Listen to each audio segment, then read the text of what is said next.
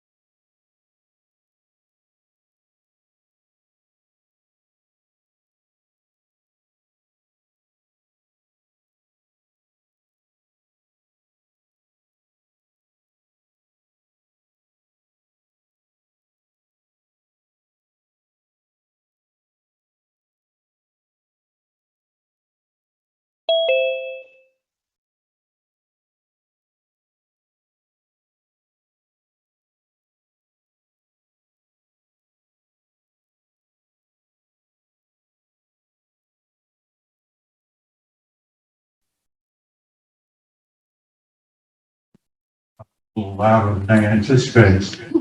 I'll get the hang of it. I'll call this meeting of the Beaufort County Board of Education to order. We are at the Media Center Friday, February 1st. It's also being video conferenced and live streamed by the county channel. Requests for public comment participation will be accepted between 5 and 5:30 p.m. by sending an email with your name, phone number, and topic to Robin Cushenberry, ROBYN, at beaufort.k12.sc.us. You will receive a phone call during public comments where you will be able to speak and address the board for a maximum of 3 minutes on issues within the board's domain. Forum will be limited to 30 minutes. If you are in person, looking at empty chairs, but if someone comes in, if you're in person, you may address the board for a maximum of 3 minutes on issues within the board's domain. Each speaker must fill out a public comment card. Please see the board clerk for a card. Requests for the second public comments will be accepted between 7 and 7:30 in the same manner. Second public comments will take place prior to adjournment, no later than 9 p.m. Second forum will be limited to 15 minutes. In the event the board has not finished addressing all items listed on this agenda, the board will reconvene at 6 p.m. tomorrow to finish the agenda items. We need a motion to go into executive session. Dr. Watts. Thank you, Chair Stringer. I move that we go into executive session for the following items. Employment matter regarding personal ratification report pursuant to South Carolina Code, Section 3470A1. Adult education homeschool report pursuant to South Carolina Code in Section 3440A4. Discussion of Burr Forman proposed engagement extension for the continuation of governmental relations, representation, and consultation pursuant to South Carolina Code in Section 3470A2.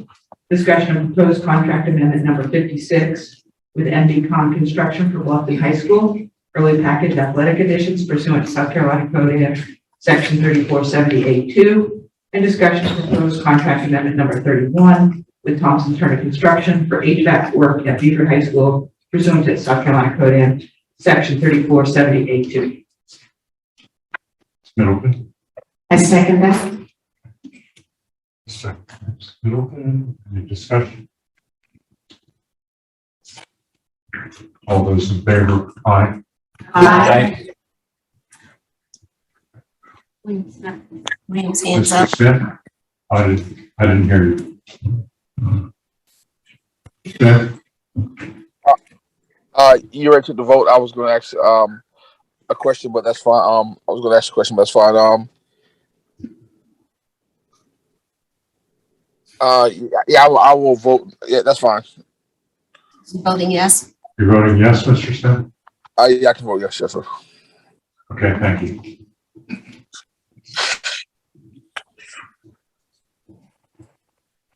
Recording stopped. The motion passes unanimously. Now going to executive session.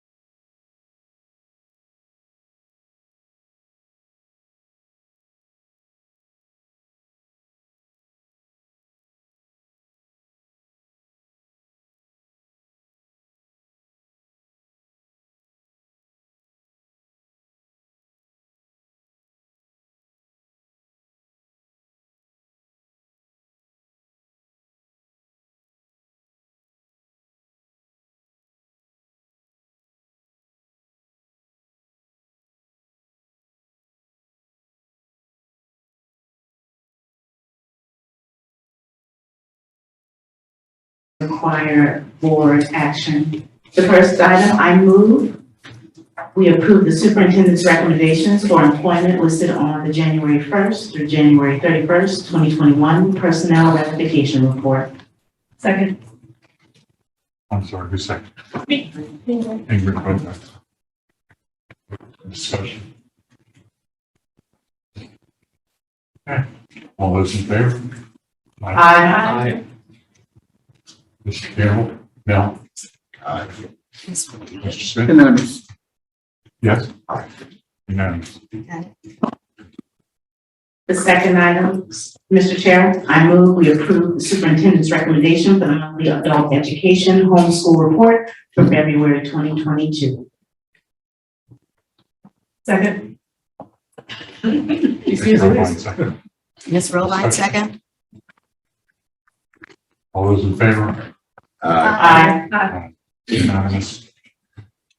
Next item, I move that the Beaufort County Board of Education approve the Burr Forman engagement extension agreement to provide governmental relations, representation, and consultation services from February 1st, 2022 through December 31st, 2022 in the amount of $37,583.33 and any out-of-pocket costs, disbursements incurred with the representation. In addition, with the correction of the word designed to designated in the last sentence on page 2. I'll second that. Second by Dr. Blanch. Only question I have is this a superintendent's recommendation or is this the board's movement on the board's contract? It says, It's a board. I'm fine either way, but Yeah, it's a board thing. Did you Board, say board. superintendent? Well, this is This is not good. This This is is not the monthly adult. It's not. No. I thought the motion said superintendent. no. Okay. No. So Robin, can you put the motion up there, please? There you go. Dr. R is up on the screen.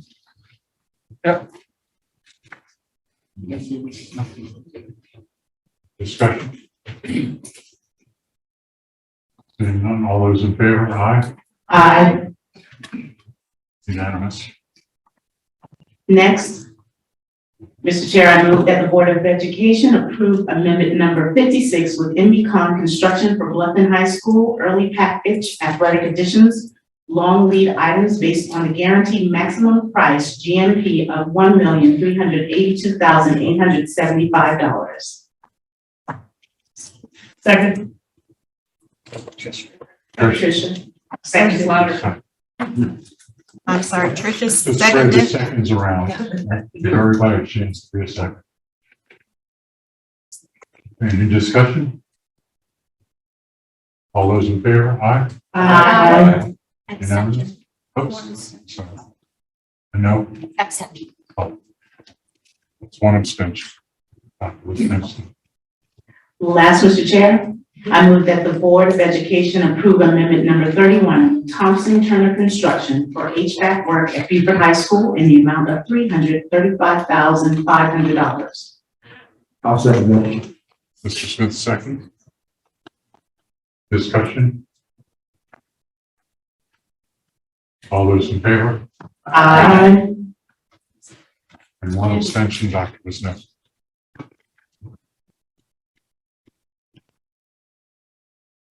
That concludes the motions. It concludes the motion.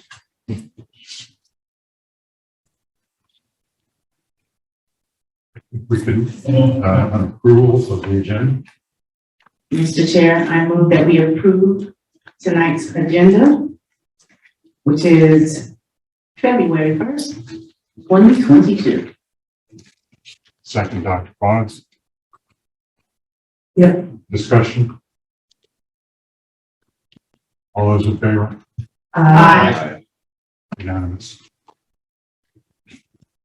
We stand for the pledge, please. I pledge allegiance To the flag of the United States and to the republic for which it stands, one nation, under God, indivisible, with liberty and justice for all. We have a moment of silence for Randy Keith, past 119, who was a bus driver district.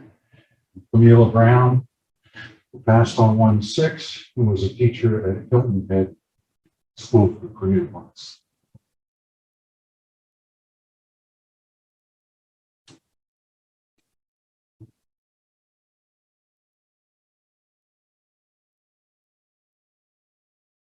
Thank you.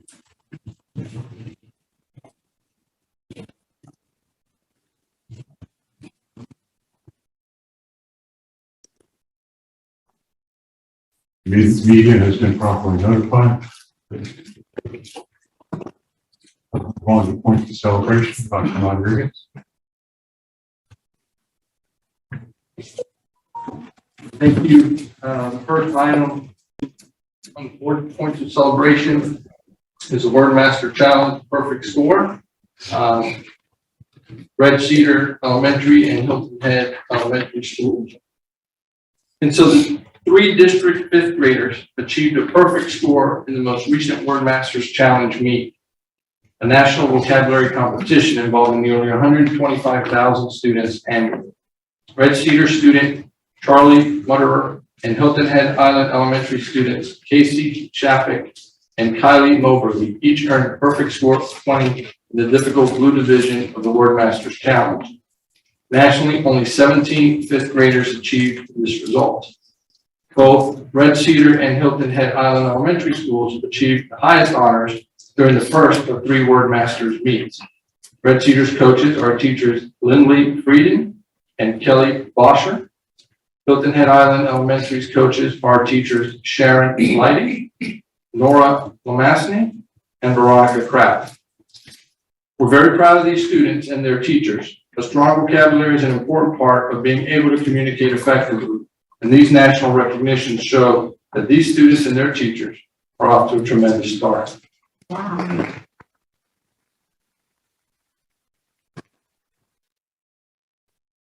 Second item in points of celebration is the Continental Math League competition. The Continental Math League is a program aimed at helping students improve their reading comprehension and their problem-solving skills. Several students from Red Cedar Elementary achieved a perfect score of 6 on the 3rd Continental Math League meet of the year.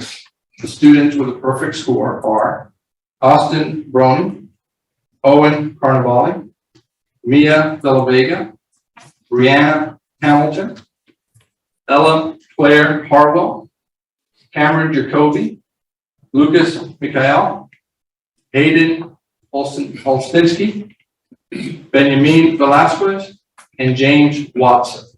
The entire 5th grade team earned a perfect score of 36 during the same meet. Congratulations to Red Cedar Elementary and their students for this outstanding achievement.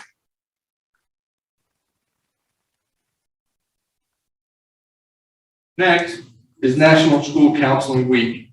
National School Counseling Week is sponsored by the American School Counselor Association. It's next week, February 7th through February 11th. To highlight the importance of this week, I'll read the following proclamation into the record. Whereas school counselors are employed in public and private schools to help students reach their full potential, and whereas school counselors are actively committed to helping students explore their abilities, strengths, interests, and talents as these traits relate to career awareness and development, and whereas school counselors help parents focus on ways to further the educational, personal, and social growth of their children, and whereas school counselors work with teachers and other educators to help students explore their potential and set realistic goals for themselves, and whereas school counselors seek to identify and utilize community resources that can enhance and complement comprehensive school counseling programs and help students become productive members of society, and whereas comprehensive developmental school counseling programs are considered an integral part of the educational process that enables all students to achieve success in school. Therefore, I, Frank Rodriguez, do hereby proclaim February 7th to the 11th, 2022 as National School Counseling Week.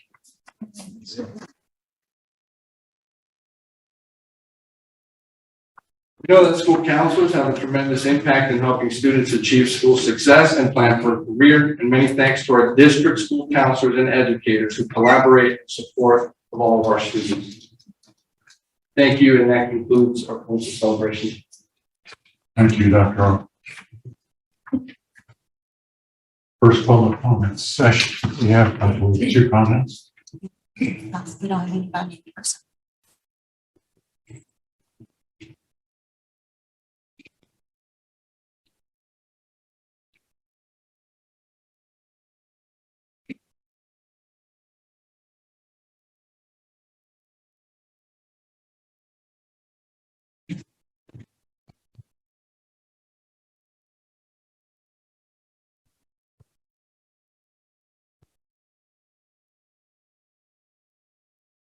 Hello, Angela. I'm calling from your school board. I'm bringing that you on public comments. If you remember, you have 3 minutes, and if you can announce your first and last name, please. Okay. Go ahead. Good evening. This is Angela Rosillo. I'm calling tonight about the resolution that I'm hoping our Board of Education will agree to send to DHEC. I'm talking to you again tonight to request that a resolution be put forth expediently from our Board of Education and school district to DHEC regarding their current COVID quarantine policies. I am asking that the resolution request DHEC to reevaluate its quarantine of healthy students and staff members, and that they remove any and all quarantine rules based on vaccination status or mask wearing. Resolutions such as this have been sent to DHEC from other boards of education across the state. My hope is that our Board of Education can use the current data to come to the conclusion that we should also send a resolution. Thank you. Thank you, ma'am.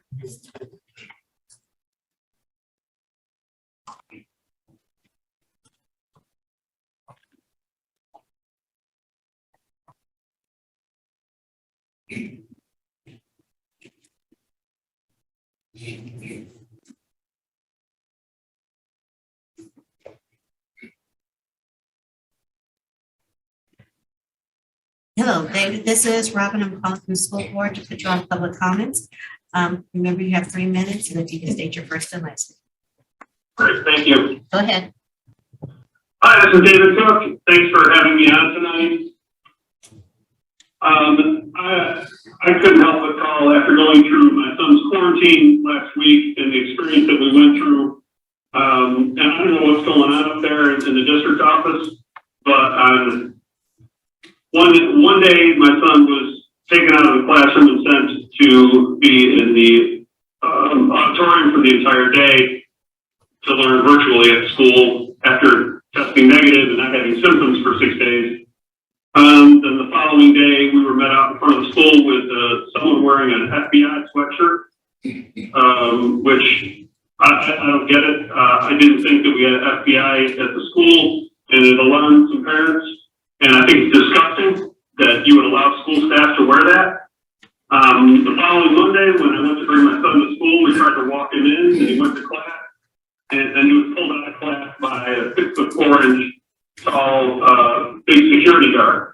And my son said he was pretty intimidated by that, and the kid just wanted to be in class. It was not necessary to do that. I think the teacher or somebody else probably could have pulled him out of class. But that's 3 times my son's constitutional rights were violated under color of law. So I'm putting you on notice with that. I'm really disappointed in the way you're treating the children in the school district, and it's overkill. And in 1 year, I don't even know, it's less than 500 children have died of COVID in 1 year in the entire United States. Far more children have died from pneumonia. Far more children have died from other illness. Children are more likely to get in a car accident and die than to die of COVID.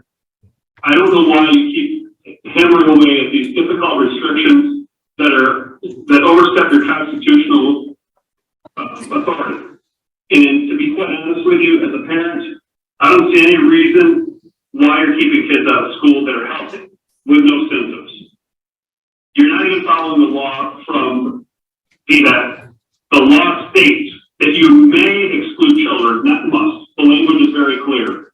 It also states that you must provide sound medical evidence to exclude exclude a child from school, which you failed to do with my son's quarantine. I asked 6 different times for proof of sound medical evidence that he was exposed to COVID, and I got nothing.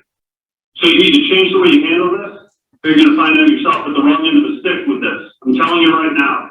You need to be aware of what's going on because you are violating constitutional rights under color of law, and this is not a civil lawsuit whatsoever.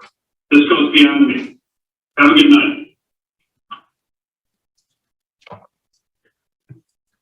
That's it. That concludes public comments. The chairman's report. I just want to remind all the board members that you have to file your statement of economic interest with the Ethics Commission by March 30th. So I'm giving you a 2-month heads up here. You don't have to wait till March 30th. You can do it now. But there's a significant penalty associated with not doing it. I also wanted to update everyone on what we accomplished at the work session. Although everyone here, all the board members were there, so they already know this, but we covered a lot of things, and I think it was a pretty productive meeting. We approved the Riverview Charter School annual report. We got an excellent presentation on CTE technology initiatives. It was just, I can't say enough about that presentation. It was just excellent. And we talked about right choices, structure, processes, and special ed services. And pointed out some areas that will be looked into. We had priority schools update. We talked about re-engaging volunteers. And that Mel did it a little bit with our next topic, which was strategies for preventing teacher burnout. And we had kind of a brainstorming session, but in the end, that is Dr. Rodriguez's the task to come up with something in addition to what we're already doing. We're already doing quite a bit, but we need to come up with something more, because we all know there is burnout.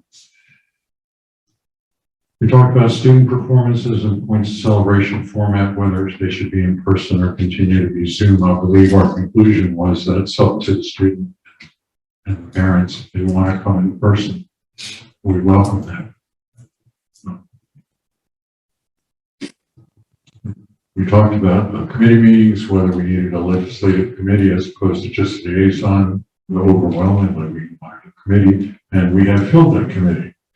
Dr. Ross is the chair, Rachel Wisniewski is on that, Angela, and Patricia Fidrich, and Wendy Bartledge is staff person assigned. So we've gone from having no legislative committee to having a committee of 4 people, all of whom I know are pretty dedicated to that.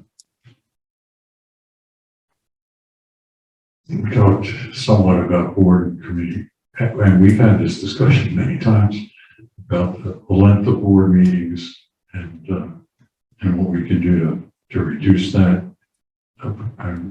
Meeting minutes format, we discussed that, and we're going to try that tonight, where we summarize things before we break up, before we adjourn. We summarize what was done, and those would be the minutes. And if any board members have additions or suggestions for corrections, they can do it before we adjourn, and then the minutes will be ready. So it meets the 24-hour deadline and makes it easier on the administrative folks also. And it also makes it easier on board members. I'm not trying to remember what happened. Some of us have short-term memories. I'm on that committee.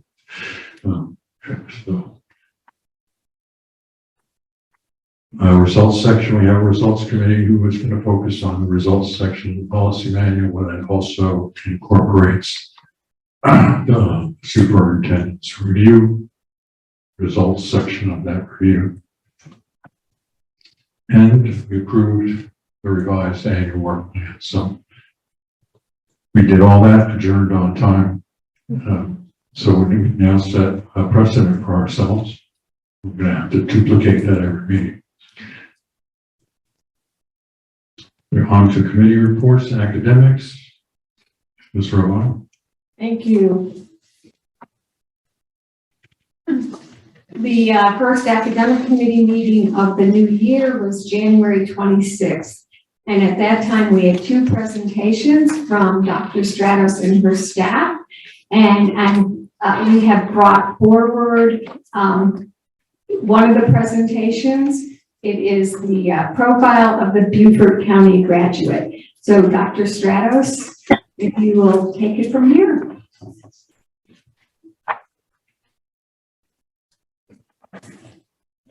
Good evening, board members. This evening, I have Karen McKinsey, who presented at the academic committee. She's going to be bringing forward a profile of a Ruth Beaufort graduate. She is online, if I can have a confirmation, Mrs. Cushionberry. So with that, I do have the pleasure of introducing once again Karen McKinsey, our new director for teaching learning secondary. She's picked up on this initiative and has been working with our team. And Ms. McKinsey, thank you, Dr. Stratos, and thank you, Chairman and Board, for this opportunity to share the profile with you tonight. I'm excited about the work that we're doing and excited the way it's going for our schools. I want to start with our goal. To remind you, the goal has 3 points, and that is that our students will graduate with dignity, respect, and personal responsibility. There are 4 pillars of our profile. And those are global citizenship, historical knowledge, financial literacy, and eco-literacy. So where are we now? We have our profile complete. And so what the stage we're at now is we're developing units of study, and those are going to be at all levels. They will be aligned with the topics of the profile, but they're also going to be aligned with our state standards. We will have initial units completed and ready for our 22-23 school year. So I'm going to share a couple examples with you now, and this is an elementary example. And this one is Low Country Living Project. It is a 4th grade unit, and this one fits under the Low Country ecosystem pillar. And I just want to walk you through the way that we're developing these. If you'll notice, ELA and social studies are connected here for the students and for the teacher, and so is math and science. So we want to make sure we're making those rich connections ahead of time.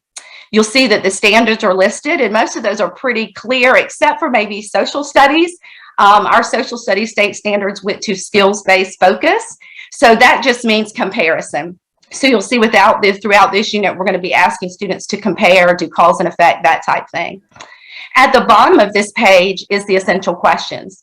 And we've tried to embed those into each unit so that that kind of gives an overall, what are we trying to learn from this particular unit? Okay, Ms. Cushionberry, thank you. This is the second page now of this unit for elementary, and it continues. It goes back and lists that overall project. So in ELA and social studies, we'll be working together on that low country environment and poster, and math and science are going to be working together on that symmetrical design of an animal in a 2D or 3D habitat. It goes in and gives those I can statements. That's really the statement for students. So teachers will be putting those on the board, and it's kind of gear our students. This is what you should be able to say, I can do at the end of this unit. We're also embedding those assessments. And for this unit, those assessments are given ahead of time for the students. So again, it's back to that poster for ELA and social studies working together, and math and science is back to that symmetrical. I do want to note under rubrics, it says pending. And that is not because we don't have in mind what we want our rubrics to look like, but what we've decided to do is rather than develop hundreds of rubrics for students and teachers, we want to get our units in place, and then develop a few rubrics that our students can kind of count on. And then at the very bottom, we've added checkpoints for our teachers and our students. So just a formative checkpoint. How is it going? How are we progressing towards mastery on this standard and with this pillar of our profile? This is a really exciting unit. I try not to get too excited about this one, but this is a great tie-in for history and for ELA. But very excited about this. This will be showcased at our African American History Education Conference in February. This unit is being developed by one of our middle school teachers, Megan Hutto of Bluffton Middle. And this is a document-based question unit. So this, again, is going back to connecting social studies and ELA with the students digging into primary and secondary sources based on a question that they're trying to answer. And they'll be answering that in several ways. This one is on Rachel Crane Mather, and what is her legacy? There is a topic. I can't give away where that topic of Rise and Shine came from, but if you will join us at the conference, I'm sure you will find out. At the bottom, there's always a picture, so that's a really good image of Ms. Mather there, and then there's a quote from her. So the students will really start by asking questions about what does this quote mean and how does it fit into her legacy. That little second page over on the side gives you the topic, and it is what is the legacy of Mrs. Mathers. And of course, most of us are going to say it's the Mathers School. But she did so much, her response to the hurricane in 1894, her feeding of people in poverty. There's so much that she did that it really opens the students up to dig into those primary resources and determine for themselves what was her legacy. And then they'll respond to that question with some evidence. So next page. I just wanted to give you a little sample of what some of that information will look like for the students. This is a primary source document that we've secured from Beaufort County Library. We also have the original letters of Ms. Mathers that have been provided us by the Mathers School. And we've reached out to other libraries around the country where her work is also noted. An example of that is we have a pending request with Chicago's Public Library. But the students will dig into this primary resource and they'll determine the answer to that question based on what they learn.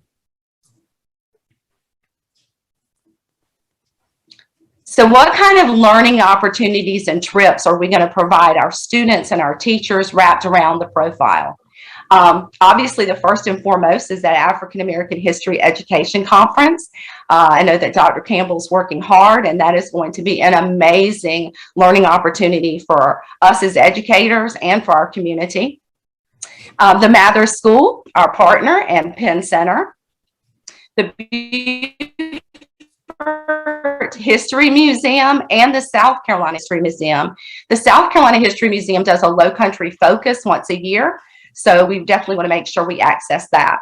The Economics Council, we've already done one contest with our lower grades with them, Feed the Pig, with our first graders and kindergartners.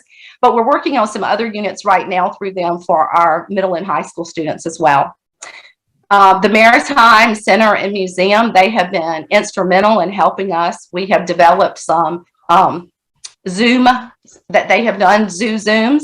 And our teachers are currently using those resources in their work with the River of Words. Coastal Discovery Museum, another great partner of Beaufort County School District who works with us. And of course, they do a lot of workshops for our teachers. Virtual field trips, that's going to really help us right now. We're really looking at how we can get into those places that aren't currently open, but we still want to be able to share that experience with our students. So we're looking into some virtual field trips. And of course, always speakers.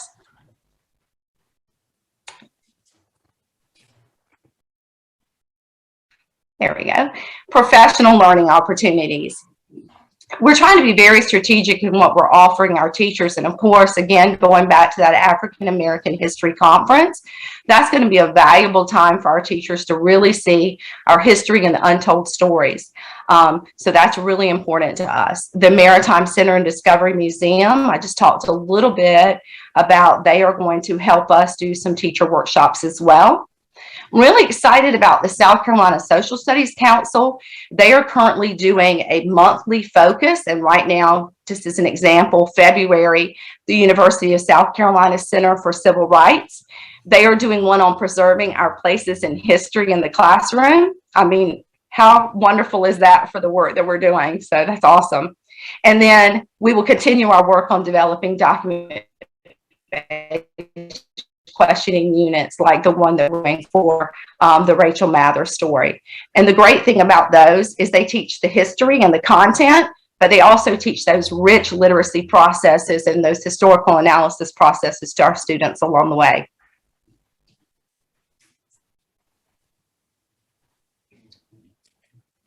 And then what are our next steps? Our next steps is we are going to be sharing this with all teachers at the Summer Institute and in our August district professional development. We're also going to share this with our principals, and we feel that it's very important to provide our principals with a consistent message to take back to their school communities for presentation. So we'll be doing that as well. This is going to be showcased on our Beaufort County School District webpage. And very excited about taking those 9 components of our 4 pillars. And each month we'll be showcasing one of those. So our community will get to see not only what is this component of the pillar about, but what does it look like in action in our schools. So that's going to be really exciting for us. And I just really wanted to end by bringing you back to the profile. It is beautiful. It was the primary work of Jerry Henderson and her group, but it is a beautiful profile, but it's so much more than that. It is a great way for us to be able to ensure that when you leave Beaufort County School District, you know about our history and you graduate with dignity and respect and personal responsibility. Thank you so much for letting me share this with you tonight and for allowing me to work on the profile.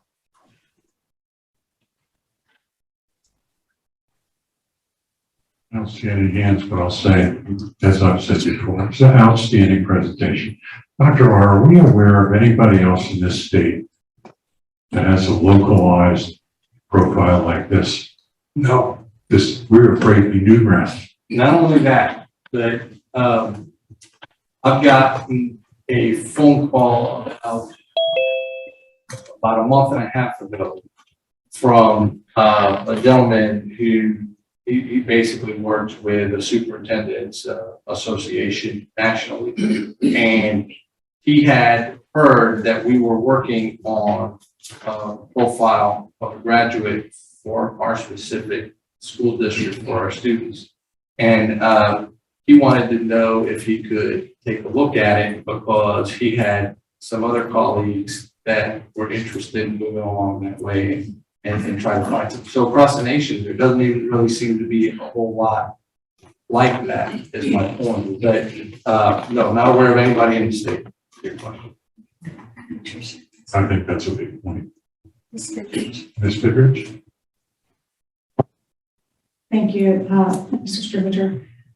Just a comment. And Dr. Stratos, if you didn't have your mask on, I think I saw you smiling from ear to ear at Ms. McKenzie's presentation. I saw it. Yes. And I just want, if you would please, Ms. Henderson, thank her, Karen, everything you put your hands on, from the discipline matrix to this, we know quality work is coming out. So thank you for all your work on this, and please extend this to everybody who's behind this fabulous manifestation of an idea that germinated here. You know, I think it just kind of was organic. What about our own profile? And you guys ran with it. So Dr. Rodriguez, please let everyone know that we're a part of this. This is something so to be proud of, and great, great work. Thank you so much. Thank you. Chairman Scrivener, I just want to say thank you. I do apologize.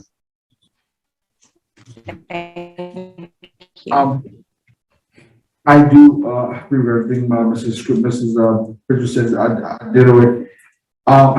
So my question is, when will this program actually start, and when will this take place? This coming August, during the Instructional Leadership Institute that will conduct through our division. The release of the instructional units will be given out to our educators who will sign up for this segment. Predominantly will go out to English Language Arts and Social Studies teachers. So we will have a presentation as part of the Instructional Leadership Institute that we'll conduct in the month of August. And there'll be a continuum, a different segment from the pillars will be released monthly to appropriate grade bands of either elementary or secondary, sir. Thank you. And also, I was gonna say, this is, it's interesting how we have the four, how she breaks it down into the four pillars. And if you didn't know, then you, the way how Beaufort High School kind of came together with the tidal waves and the St. Helena High School and the Robert Smalls. If you would go to Beaufort High School have how the four pillars, I have something with the four pillars and how they all came together at the school. It's on the columns when you walk into the school. And I was there at a basketball game, and I was just talking to some people about this. And one of the ladies said, "Oh yeah, did you see the pillar of how the schools came together?"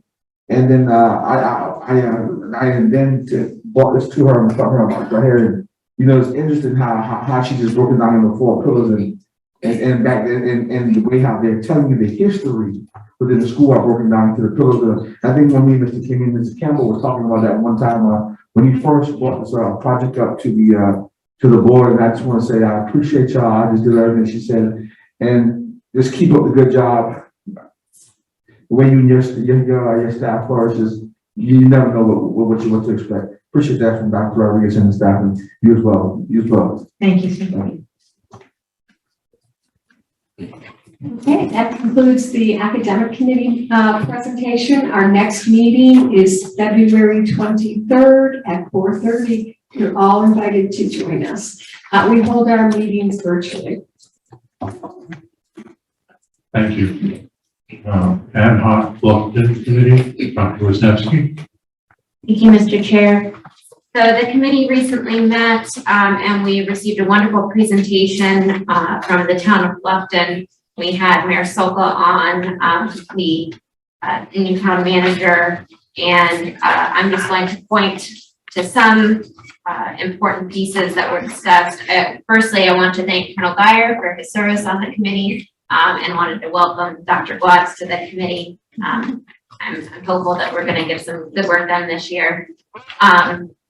One of the things that I wanted to point out firstly is on the page that has the certificates of occupancy that are issued, building permits issued by calendar year. And what you will note there is that it has 2021 to date at 858 new single-family, multifamily residential homes listed for Bluffton already. So we had a discussion about that number because there are some over 55 residential neighborhoods that have been built and issued permits for. So we wanted to know basically how many of those were represented in that 800 number. So I believe we're waiting on that information.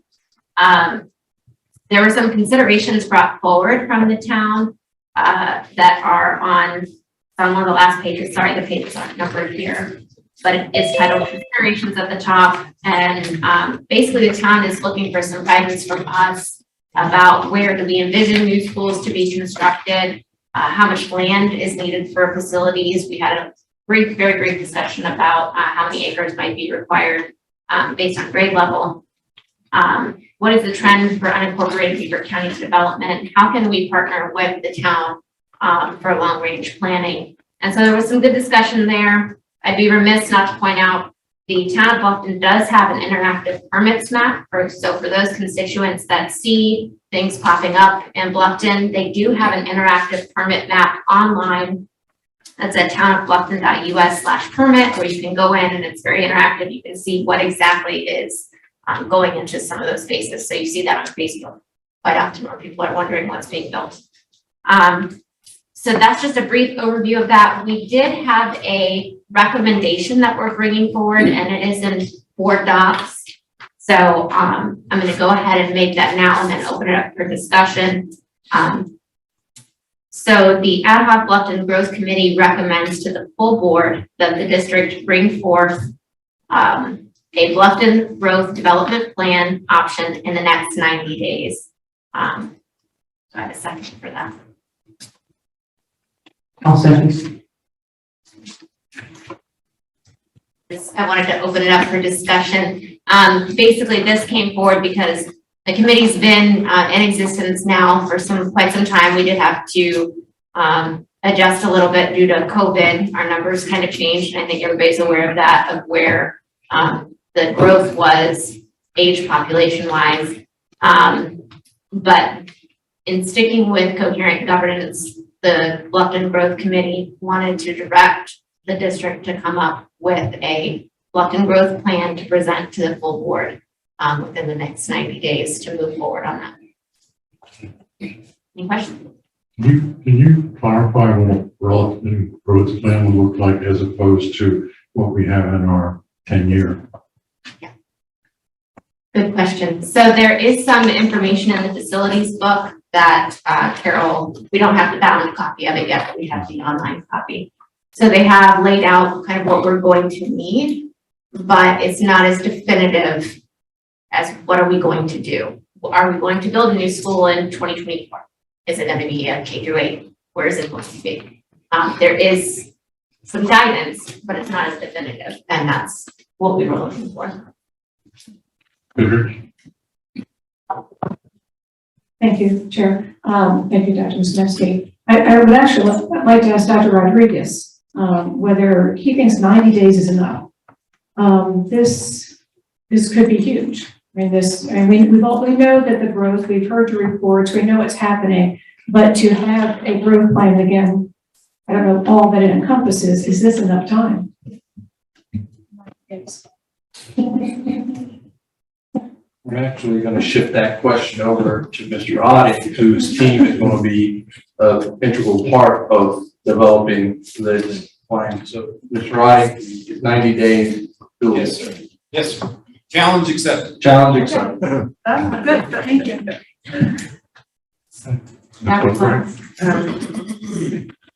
Thank you. I know from we've looked at facility plans, looking at operations in January, and we already have some guidelines that basically at 110% of capacity, it's supposed to trigger, I can give you the exact word here because I had it up just a second ago.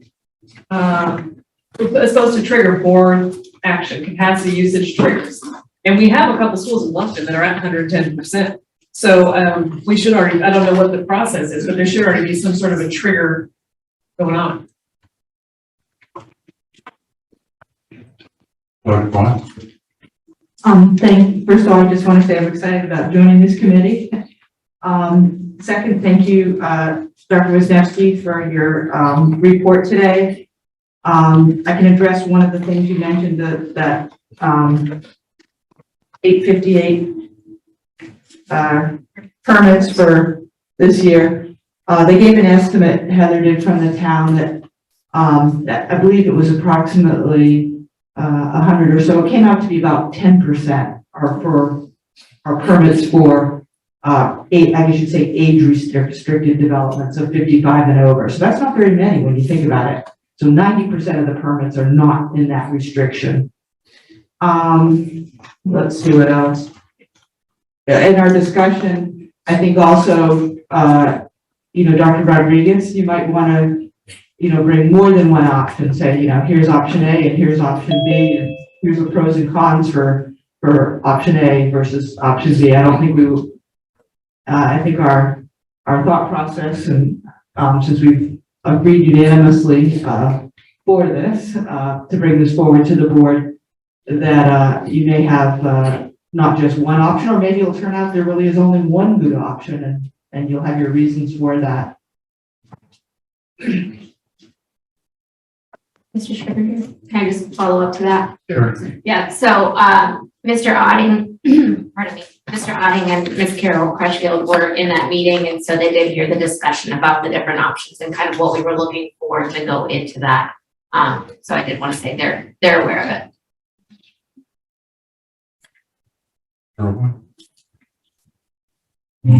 So where exactly is the town of Bluffton with the impact fees? We did not have a discussion on that, but perhaps Dr. Rodriguez has. I don't believe, I don't believe the town of Bluffton has taken a vote yet on it. We did attend a meeting, about 3 weeks ago, at the town of Bluffton. We shared information on the impact fees. I know Dr. Guans was present there as well. But they listened to the presentation and then they were going to come back, bring it back and vote on it, at a later time. I don't believe they set a date for that, Do you remember, Dr. Guans?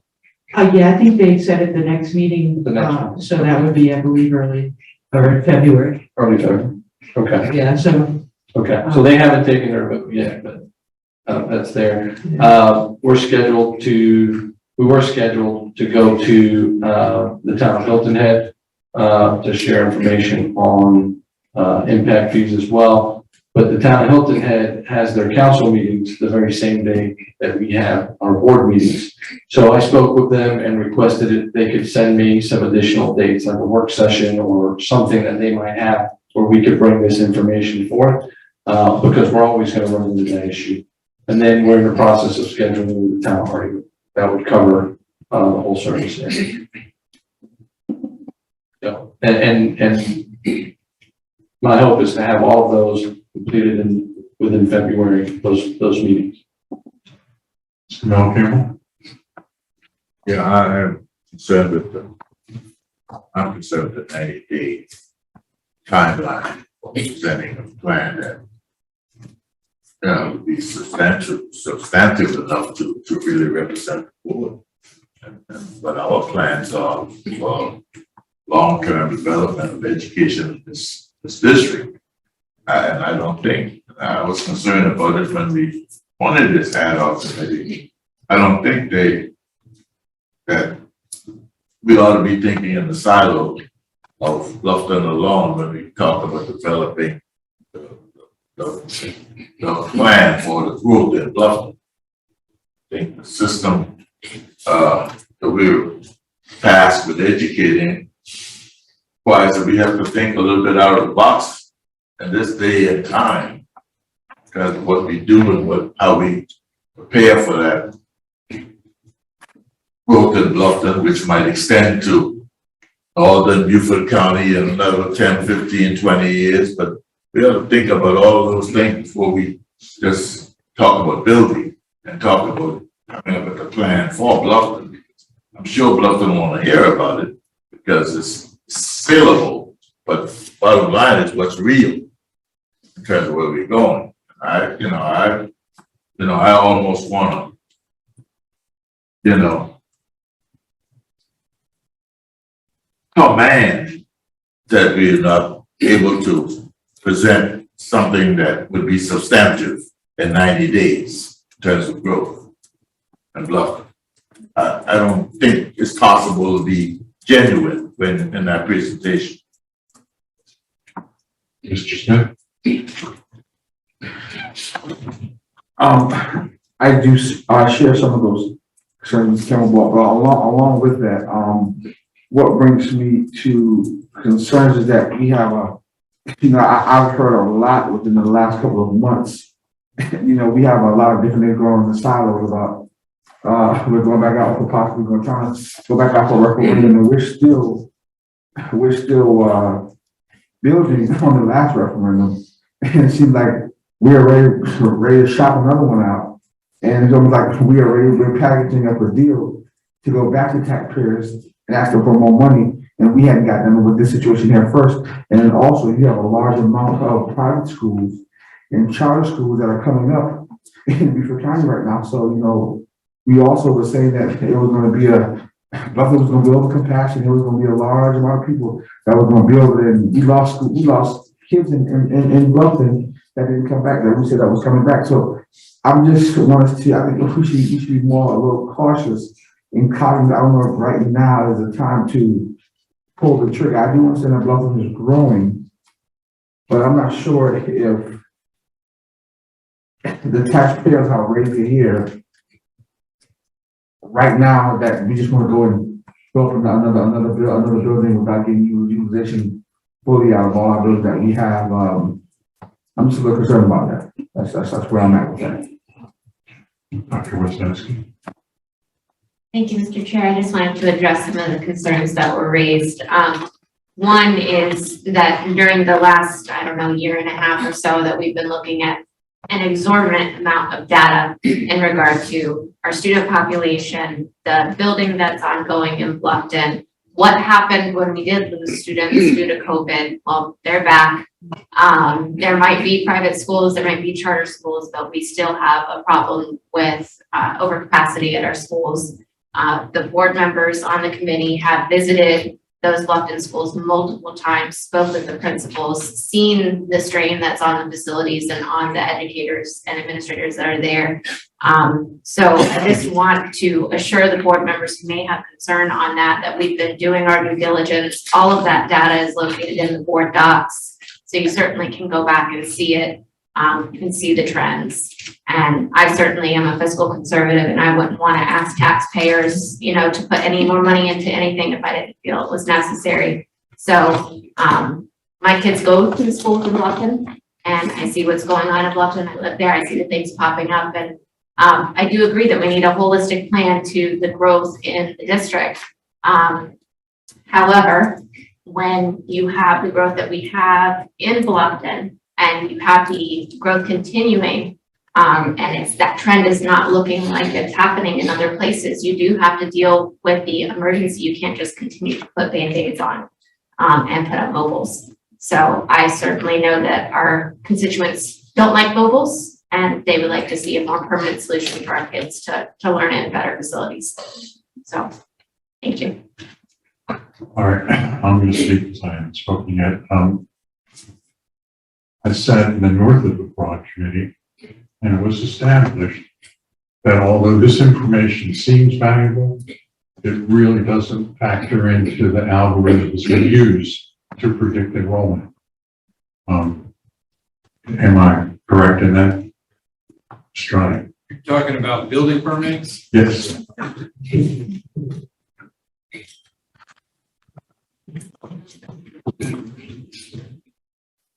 Yes, I would agree with that statement. Building permits are a good indicator, but that is not what we base our projections on. We base our projections on the actual number of students coming from the different neighborhoods and how they're trending over time. Right. I mean, I was somewhat surprised with the Norfolk Broad Committee because this seemed like such valuable information we were getting, and yet it really doesn't have any effect on our projections of growth. And the other point is I'm not sure what you're going to produce that you don't already have. You already have projections. You've already done all that work.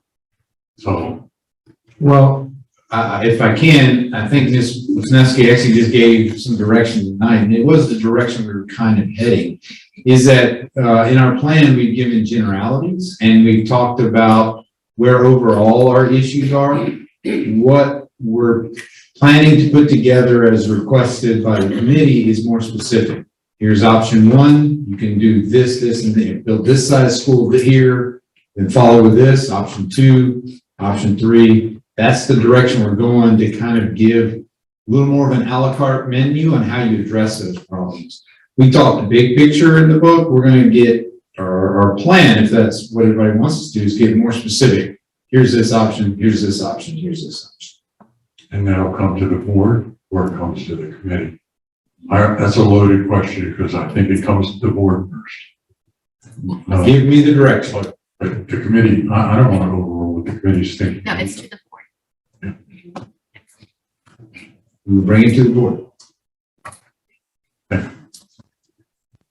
Dr. Ross, your hand. A few other comments. I concur with what you just said, Dr. Wisniewski. Specifically at this meeting that we had, the last Bluffton Growth Committee meeting, Carol Crutchfield specifically said that the permits are, one factor to determine the growth of students in our schools. It's not the only factor. I think that has to be realized. I've, having been on the board for 5 years, I've certainly visited all the Bluffton schools. However, I want to publicly thank Carol Crutchfield. She's going around to all the schools with me. And Kathy joined us on a couple of them last week. And so she's kind of doing the same visits that the growth committee did before I was part of that committee. And I appreciate it very much. You get a little different viewpoint, and we're going over numbers, and I would concur. I mean, there's not a decline of students because of the pandemic. Was there a pause temporarily? Absolutely. But that's not the way the trend is at this point. And I think that needs to be very clear to the public. Mr. Smith. Well, from hearing what the motion is and the hair from the book that we have that's supposed to be giving us guidance in terms of growth and building, I'm definitely concerned because if the book doesn't have it that we need to possibly have buildings built within what this committee is bringing forth, then what's the good in the trajectory of having the book? So I am a little concerned with that. Because see, what's going to happen is, and what's happened in the past is, once they come back with option A or B, then I'm sure that committee is going to expect us to move on that immediately. And if we don't move on it, I'm sure the community will then be coming to meetings saying, well, y'all had it, y'all didn't move, it's y'all fault. So when you open up, when you open up one door, then you possibly start opening up Pandora's box. So, I mean, there's a host of things that are going through my mind personally. And then moving this forward and how we move forward and what this looks like, and in terms of the book and in terms of the motion, my question, to bring it back home, my question will be, in difference, what would that look like? What does it look like as a 90-day guesstimate of how the project plan A and plan B versus what we have in the book right now? What's that process? So just to give an example, there's a section of the facilities that talks about growth and how to address it. Some of the items that are talked about are, in general, our plan right now is through mobiles. We're adding additional mobiles where needed, but our growth numbers show the need within the next, pretty immediately. You could say anywhere from now to 5 years, we need an elementary school. We also need, between now and 5 years, a middle school. We could also say we need now, in the 5-year realm, of high school. So all those are really needed right now. So the plan we're going to bring is maybe a mobile plan. Here's how we're going to address this with mobiles. We're going to need to put mobiles here over the next 5 years, and this is how many mobiles you're going to have at Pritchardville. This is how many mobiles you're going to have at Bluffton High. Another plan would be we start with an elementary school on the May River campus of 800 students and a middle school of 1,000 students, May River campus. What does that look like? What would that plan out? If we need another high school, we would need land in this area for a high school of, 1,000 students. That's the options we're planning on giving you. Specifically, you need this building here, this building there, and if you build those buildings, that's what it looks like. The book right now just says, in general, you're going to need these buildings in this time frame. We're going to be more specific. If you build it now, this is the results. You build this now here, here's what's going to happen. That's what we're planning on bringing. Mr. Mel Campbell. Yeah, I understand that, Robert. I understand what your task is. But our task and Dr. Rodriguez's task is a little bit more encompassing than just building buildings to facilitate the number of people in the area. His task is developing a process of educating that facilitates people in the district. And you might say we need an elementary school here, and he might say, no, we don't. We need a program that's gonna service this amount of children there, and we need the building over here somewhere. And I'm concerned with whether that's been thought out, the process of what we're going to need 10, 15 years from now versus what those numbers are saying today. And one thing that came out of the work session, and I was emphatic about it, and I still am, that how does technical education filter into this, and how are we going to educate all of the district children, including a large amount of this growth process in that system?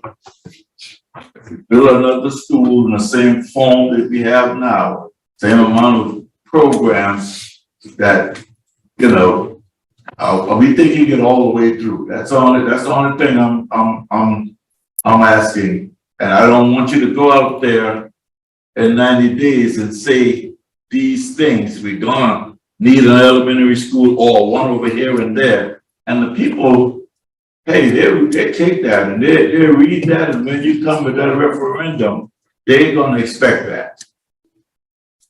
That's all I'm saying. I know, it's genuine what you're saying. I look at the numbers, this is where the growth is, this is what we're gonna need. And I'm saying, not if Dr. Stratos and Dr. Rodriguez say, I think we're gonna do something different. I think we're gonna educate a little different 7 years from now than what we have been doing the last 30 years, 40 years. And I wanna be sure that we'll cover those points before we go out in the public with any kind of statement.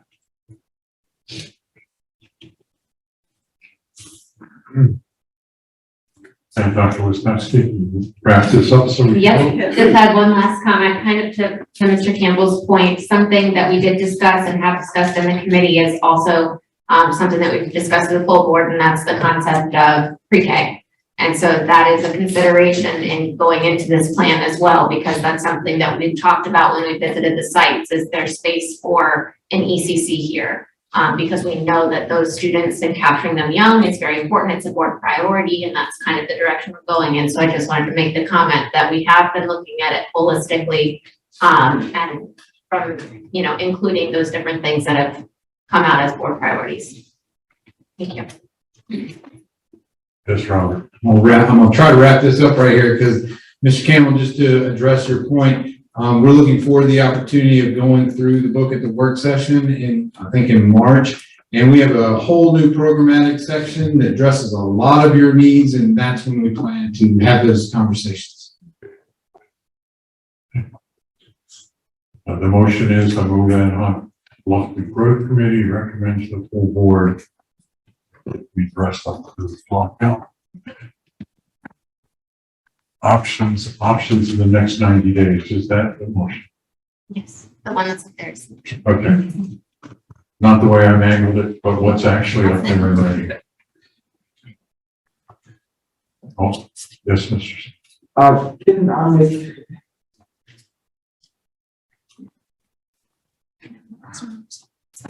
Can I make an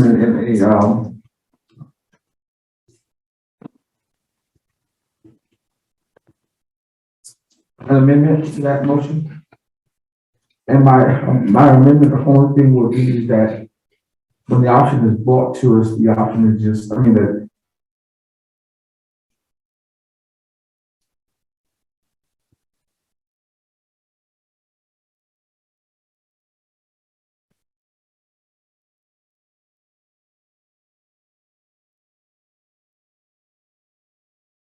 it's an update, not an action item.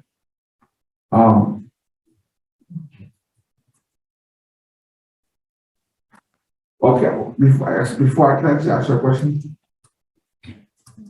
I'm not sure I understand your amendment. Because I don't, it's all, as I'm thinking, I'm talking and thinking out loud.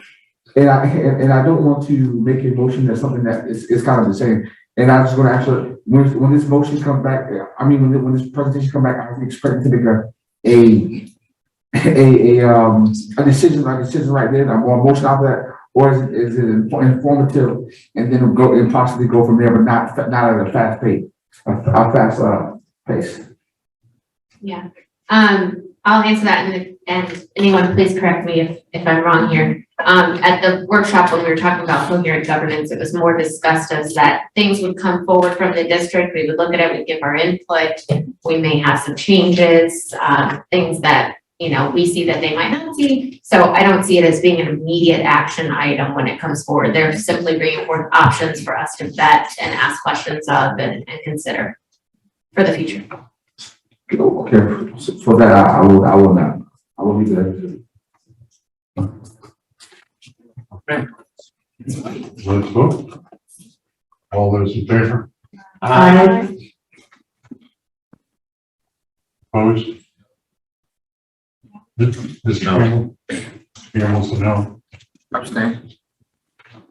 Mr. Smith abstains. We have 1 no, 1 abstention, and the rest. No. Okay.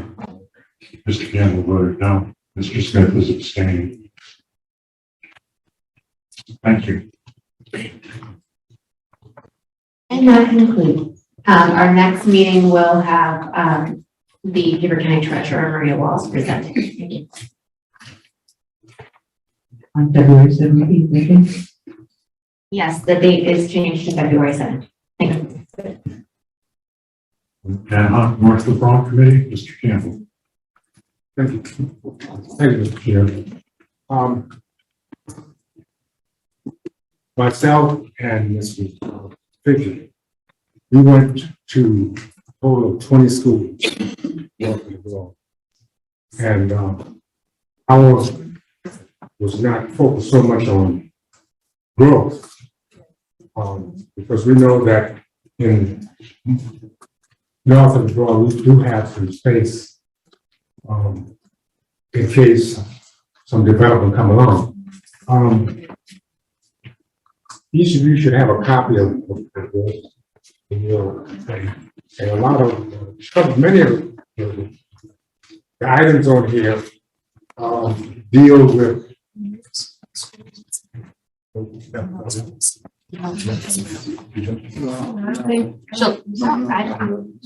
and put them in. Sent to everyone, right, Robin? Could you send it to everybody? I don't think we didn't send them out. We'll get them sent out. We did not send them out, sir. Okay. Well, we found some things that we think that makers can take care of, and they will take care of some stuff at the school. Also, I think that some of the items that we talked about with the principal at the school, we're talking about class size, working with the community, stuff like that. We had a meeting on the 25th of January, and we had a discussion with the planning department from Fort Lauderdale and also the planning department from the county. And I'm going to let Mrs. Fidget talk a little bit about Fort Lauderdale. Yes, thank you, Mr. Campbell. Yes, we did. We had the Port Royal planning director talk to us a bit about some of the anticipated building that's going to go on in Port Royal and the population growth. He's anticipating by 2030 almost a 24% increase from 13,000 to 16,000. That there are over approximately 1,000 permits that are able to be developed within the town of Port Royal. But as Mr. Strivinger mentioned, some of the bottom line to this, when we talked to Ms. Crutchfield and Mr. Otting about this, is that this is really good information to have. This is not predictive of the numbers of students that we can anticipate will be flowing from these built units and so on. But it was excellent information to have and to talk to the planning director of Port Royal.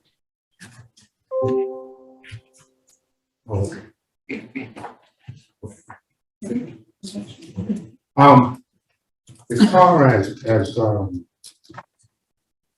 the rest of the county, there's going to be some growth, not growth, but I said development around Battery Creek. Also, northern part of Ladies Island. There is a development going across right now, across from the middle school, Rail Branch Middle School, which is had 45 lots that's going to be developed. So we don't know who's going to be out there, but the houses they're going to be selling is the low 300s. So they're going to also be finishing out Havisham development, Shadowmoss, and Shell Point Farm, those areas. So that's about it. Because if any growth comes in the northern part of this county, it's probably going to come from the Battery Creek area, or if the MSC decided to move into Beaufort. But other than that, we don't see any major growth in the northern part of the county, in the Rail Branch cluster. But in the Beaufort cluster, northern part of Ladies Island, and also around Battery Creek. And that's about it. Any questions? No.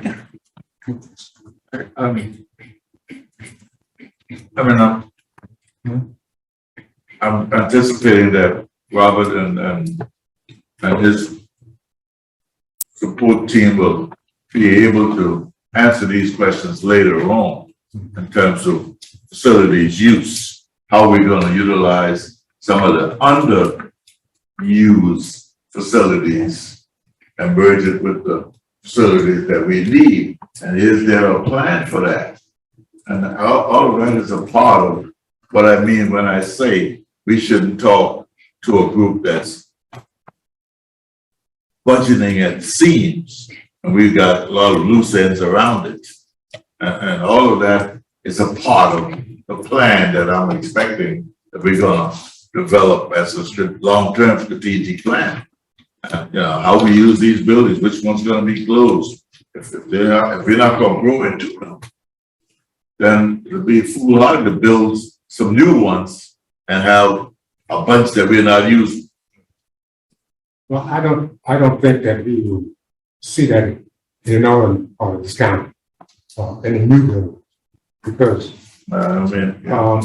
unless, like what I said, is major development comes up, or the MSC change, have some solution with it.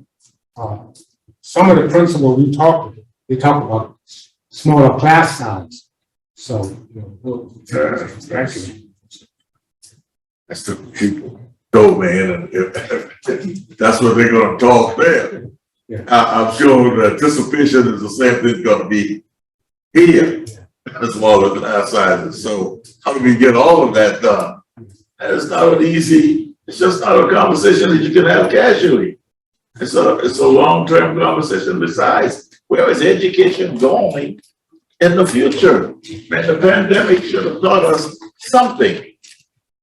Or David's popular phrase, what did we learn from it? Where do we go from there? If we're back on the same old 1997 plan, that's not going to work. We ought to have learned that.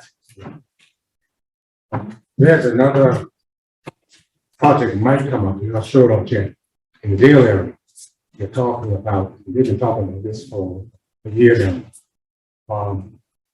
Low income housing in a certain part of there, Browns Island Road. That's not in concrete yet. And I just wanted to thank Mr. Campbell and Ms. Vidrich for visiting all those schools. That's impressive and very helpful to the board. Thank you. And second of all, so where Mr. Campbell is your committee headed? I guess that's my next question. You've done all those visits and you've just given your report that it's unlikely that new building will be needed in the immediate future on the north side, but perhaps the buildings will be utilized differently. I think that was sort of the summation of what you said. What do you, I mean, I guess, like, what are your next agenda topics, or where are you headed with your committee? Well, our next meeting, we're supposed to meet with Robert and Carol to discuss some other issues. The majority of the items on here was things that maintenance need to have, and the principals, you know, do what they need to do. Because yours is not, it's not there right now. That's it. Thank you very much. Ms. Vidrich. Thank you. I just want to add that when you all do see the chart that has the date of the visit and the school we visited and some of the notes, please know that those are just our notes. Yeah. Okay. And also, I mean, some of it are some needs that were identified by the principals or our observations. Mr. Campbell and I discussed it and kind of compiled our thoughts. Please also understand that we've had 3 meetings, Mr. Campbell, perhaps. You know, we did a lot of those visits, which took a lot of time, but as far as meetings, so right now we're just gathering some information. All right, we're getting the ingredients. Our next meeting will be with the facilities plan, and we're going to kind of take a look at some of the notes that we made and what we learned from the visits. Look at what the facilities plan is saying as far as student population. Look at the programs that are there. Look at what the principals have said their vision for those schools are. And that's our next plan, is to kind of merge those thoughts and say, what is this picture telling us? All right, so again, when you have a chance to read these notes, these are my handwritten scribble notes and Mr. Campbell's notes along with it. Just take it with us. These are the ingredients. The cake is not made yet. All right, these are just the ingredients. Thank you. Mr. Smith, you are part of this committee, so I hope you will attend the next meeting. They have to move back to 23rd. Yeah, 23rd at 3 o'clock. Just to also to add to what some of what was said today, there are much many more. As even though as it's been outlined that the building permits are just permits, but there's a large, from my understanding, I think there's another whole community supposed to be built near the middle school area. I mean, elementary school area. Somewhere within the opposite side of it, almost adjacent to it. And then also there's one more coming down near the Walmart, another something near that area as well. And also, I was at the gas station and I was talking to the guy, and he said that I don't say how long that he had about 4 more trailers to deliver within this week on yesterday. So, and from me running from the first time from me first running before I got on the school board, the numbers are definitely changing. So, I would beg to differ that there are definitely more people in the Lazy Island and City County area district that is growing. So I do believe that, as in the notion that Mr. Campbell made will be is valuable in terms of how we talk about utilizing the space that we have in terms of class sizes. And just making decisions based on how we can better educate our kids, because there's definitely a need to utilize all the space that we definitely have. And the growing this side of the broad is definitely still growing to me from what I see. So I'm concerned that it is still growing. So I think we should keep an eye out for both, because I don't think that I don't want to close the book and say that we maxed out. Thank you.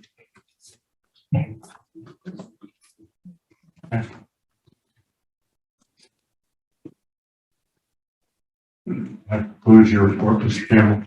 Yes, sir. I'm sorry. Okay, That's all. so on committee reports, what we have for the minutes is the academic committee presented a profile of Beaufort County graduate. The Bluffton committee presented a motion which we will include in the minutes. And the North and Broad committee gave an update on their progress. So that'll be the summation of the committee report section. Superintendent's report.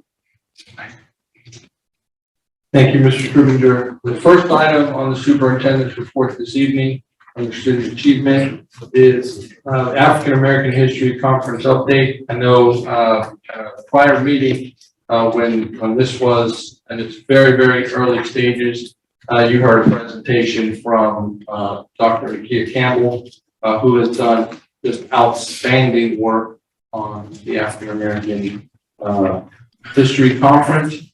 And so it's coming up very, very shortly here in February. And so she's got a lot of pieces that are now all in place. And so I want to give her an opportunity to give you an update regarding the African American History Conference. So Dr. Campbell, if you're on. Yes, good evening, everyone. I just want to make sure everyone can hear me. We can hear you. Awesome. I just want to take this opportunity to just thank the board for giving us the opportunity to create, develop, and hopefully successfully execute our first annual African American History Conference. And it's just a pleasure to give you this update on the very first day of Black History Month. So just thank you so much for the opportunity.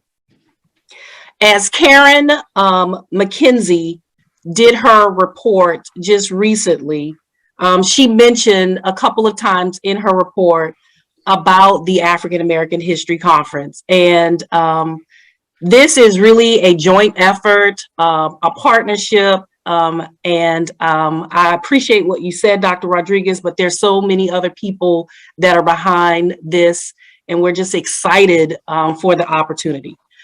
I'll move to slide number 2. I borrowed this quote, and I think I used this quote before, from Reverend Dr. Martin Luther King. We are not makers of history, we are made by history. And so with this combined effort, we are not only made by history, but we will make history February 18th through the 20th. If you don't know, our conference theme for this year is Untold Stories, sharing Beaufort County's rich and diverse history. A true collaboration of Beaufort County School District, the Technical College of the Lowcountry, University of South Carolina, Beaufort, and the Penn Center. A true partnership. As I referenced in the October board work session, the South Carolina State Department of Education sent memos to all school districts to include superintendents, instructional leaders, and principals outlining resources to assist teachers in providing high quality resources to appropriately celebrate Black History Month. And the lessons and resources are shared. Were not just reserved for the month of February, but throughout the school year and for all students. And I just want to say that Beaufort County not only took that charge from the State Department with our African American History Conference, we will definitely accomplish that goal for our teachers. Our objectives for the week the weekend of February 18th and 20. It is all about connections, connecting the history to all subjects and discipline. It is all about broadening and deepening our understanding and knowledge of the history that's around us. And it's also an opportunity for attendees to effectively incorporate African American perspectives in lessons being taught. Karen McKenzie mentioned a lot of the work that we are doing with the profile of the graduate. The conference is just a starting place for us, but a continuation. We'll continue this work, and those are just examples of opportunities for us to do that. Our focus for this conference is for attendees and educators to have a deeper understanding of the history and culture around Beaufort, teaching and learning opportunities to connect the history and culture of Beaufort in our classrooms. We will ensure that classroom teachers leave with the resources and access to African American history throughout our country. So they will leave they will leave with handouts, concrete activities, examples that can bring lessons alive in the classroom. So we are so excited for that opportunity. We know that every attendee will not have the opportunity to see every presenter. So we will create a resource page that will be available to access the resources in each of the sessions. All of our Beaufort County School District teachers, certified people who attend the conference will get a total of 16 credit hours at the end of the week.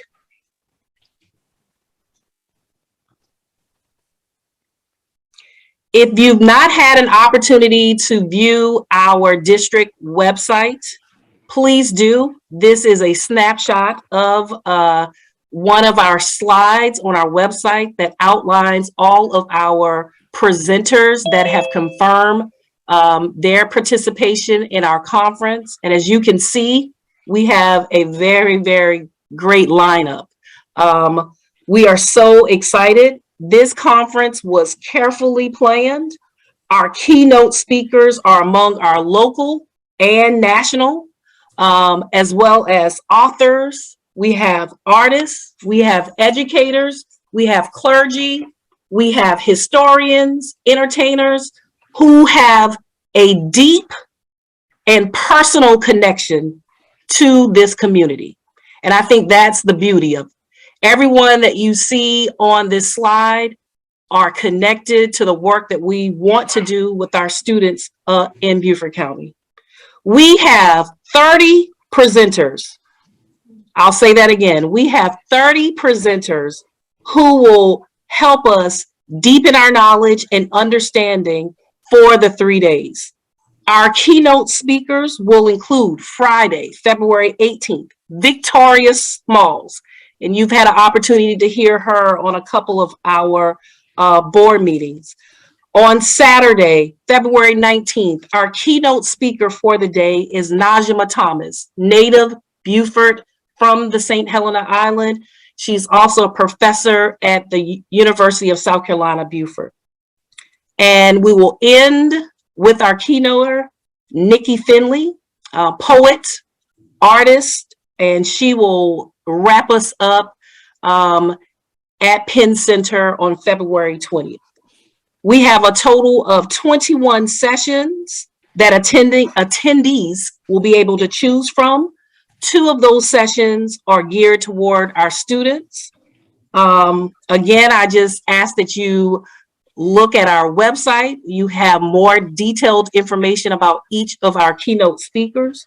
Tomorrow we'll have an opportunity to be interviewed by WSAV. We're very excited about that. We have over 200 people who have registered thus far.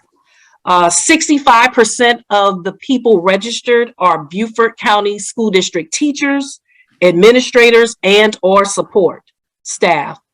Our attendees, based on the information that we've collected thus far, are from our local community, But it also includes some of our private school teachers have registered for this conference.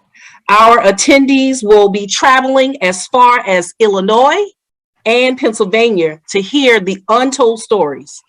In addition, we will have attendees who are registered from North Carolina, Florida, and Georgia, just to name a few of the states that we are attracting to our first annual conference. I want to give a big shout out to the Battery Creek Culinary Arts Program, led by Chef Gregory Leitner, will assist us in preparing our meal, our lunch, for our very first day on Friday. So we are extremely excited. I can tell you more, but I want to kind of keep a little secret so that you will have something that you can share after this weekend. Mr. Earl Campbell? Yes. Oh, I have one. Okay, go ahead. Yes, No, sir. Go ahead. Ms. Cushenberry, will you be able to play the video?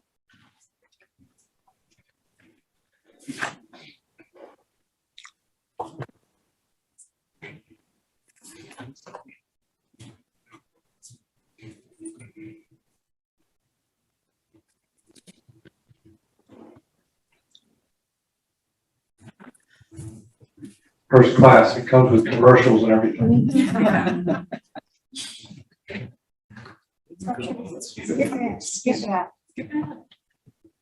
I think you can skip the ad. Yeah. Right out.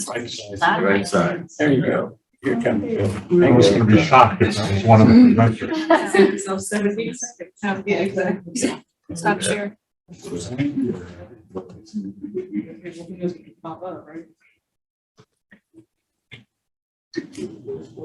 that at the bottom. Yes, share. Now click it again. Share. Right now, try.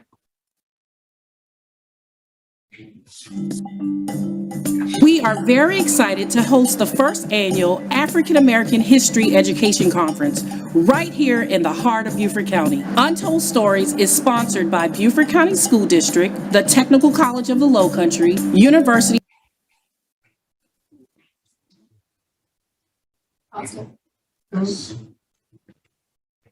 of South Carolina Beaufort, and the Penn Center. It will be held February 18th through the 20th. Untold Stories promises to be a dynamic and immersive experience. The conference is open to anyone interested in sharing Beaufort County's rich and diverse history. Join us for live music and dance, gala cuisine, and compelling presentations from local and nationally renowned artists, authors, educators, and historians. Visit our website for event details.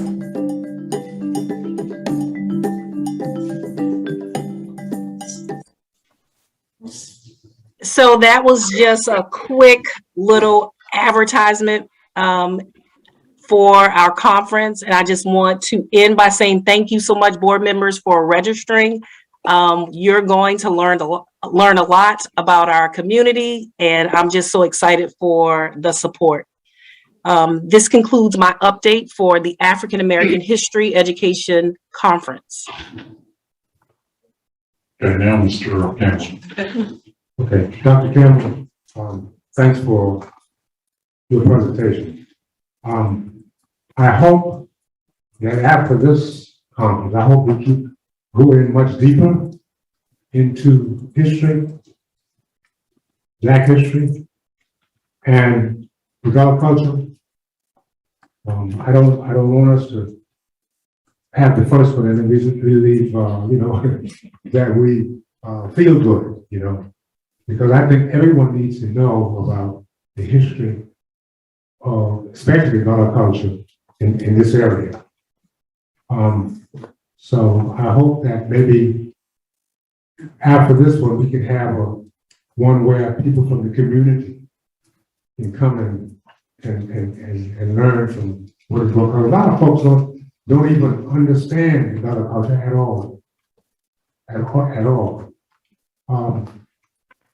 I did some research and I found out that a lot of the things that we are doing today, especially our young folks, that's not part of our culture. And I think we need to teach them and go much deeper into this. Thank you very much. Ms. Middleton. Thank you, Mr. Chair. Thank you, Dr. Campbell. This is an awesome way to celebrate Black History Month. You and your team have done a wonderful job. I have a question. Locations for Friday and Saturday. I didn't see that anywhere. So where for Friday and Saturday, where are the locations that everybody's going to meet? So on Friday, we start off at the Technical College of the Low Country in Beaufort. So I want to make sure that I emphasize that because we have two campuses. So it is the the Beaufort Technical College of the Low Country is where we will begin. Our Mr. of Ceremony is Quintillion Fields Jr. Some of you may know him, some of you may not. I encourage you to come and hear his untold story. I don't want to give too much information about him, but he is a student at Well Branch Early College High School, and he has a untold story that he will share with the audience. So we will begin at the Technical College of the Low Country in Beaufort, and then on Saturday it will be at USCB downtown Beaufort, and we will end at Penn Center. Thank you so much. Yes, ma'am. Ms. Milken. Yeah, thank you, Dr. Campbell, for your effort, and I'd like to give a shout out to Colonel Guy, who early on had this concept that it could be done and he was going to get it done. And I looked at him and said, there's a white man on the board talking about African American history. I applauded him, and I thought, that was outstanding. But yeah, I'm concurring with Mr. Campbell that we need to continue to have it going on, and not just because locally we need to learn more, but nationally we need to learn about it. That's what I do. I do heritage tours, and I talk about the Gullah culture and the history that's here, and the unique history that's here. And folks from all over the world come to this tour and they know nothing about it. But the second thought is, and I told you guys this story before, locals don't know anything about it. We have graduating students from our high school going to some of the grander universities in America, and they don't understand the culture of their homeland, of their home spots. They're going to Temple University and they don't know what Gullah is. That's a travesty. In my mind, you graduate from high school in Beaufort County, you go to Temple, and a lot of those children are worldly and they know who the Gullahs are. When you don't know, that's a problem in my mind of how we educate. So that's a driving force behind my backing of this effort. But I know educators get it. If they're educators like we all know educators are, they're going to run with it. It's going to be more than just this little 4-day conference that impacts the future students of America. So thank you very much, Nakia, and glad you got on board, honey. Mr. Smith. First and foremost, I'd like to say to Dr. Stratos and her team and Dr. Campbell, I've had a large amount of people who have asked me and have called me as you both were shopping around this this conference. It's interesting. When I was actually I was actually at a program the other day. We had a community meeting over at the Penn Center, and a older lady came and she asked me. She said, "So tell me about what's this about this African American conference. She said, well, what you know about it, and what you think about it? I said, well, this is having a conference to education. I told her this is kind of the story, you know, the rundown of it. And she said, well, is the community gonna be accepted? I said, I believe so. I said, well, I can tell you. I said, she said, well, Dr. Campbell, I know. So I said, I was going to tell her she could contact Dr. Campbell to find out whether the community could just go and different things like that to get the updates. But it was good knowing that she kind of knew someone in the community already who she could contact with to get up and going and get some information that she needed. And it's good that I've had a lot of some people who hadn't talked to in a while have reached out to me about this conference and about different things, and you know, just wondering what's the realness of it. And you know, I think that at this time it's very important, as Mr. Mel Campbell and Earl Campbell said, because now on the flip side of it, I've had some people have asked me, you know, one guy who as well who said, well, you know, the initial conversation was with Colonel Guy, and we were wondering, well, where are the African American board members on this now? We're on board with this. I said, yeah, we are. We all talked about it as a board. And they were wondering, is this a serious conference, and are they really going to talk about the real heritage of African American people? And my answer to them was yes. And what he said was that he hoped that this is just not a one-time, because of all of what's going on in the world right now, that this is not just a one-time kumbaya, that this will be a continuation.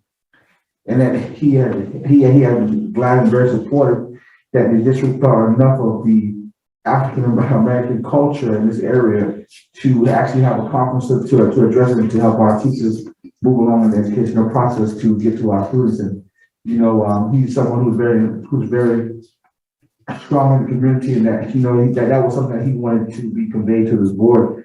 I definitely told him that I would do that.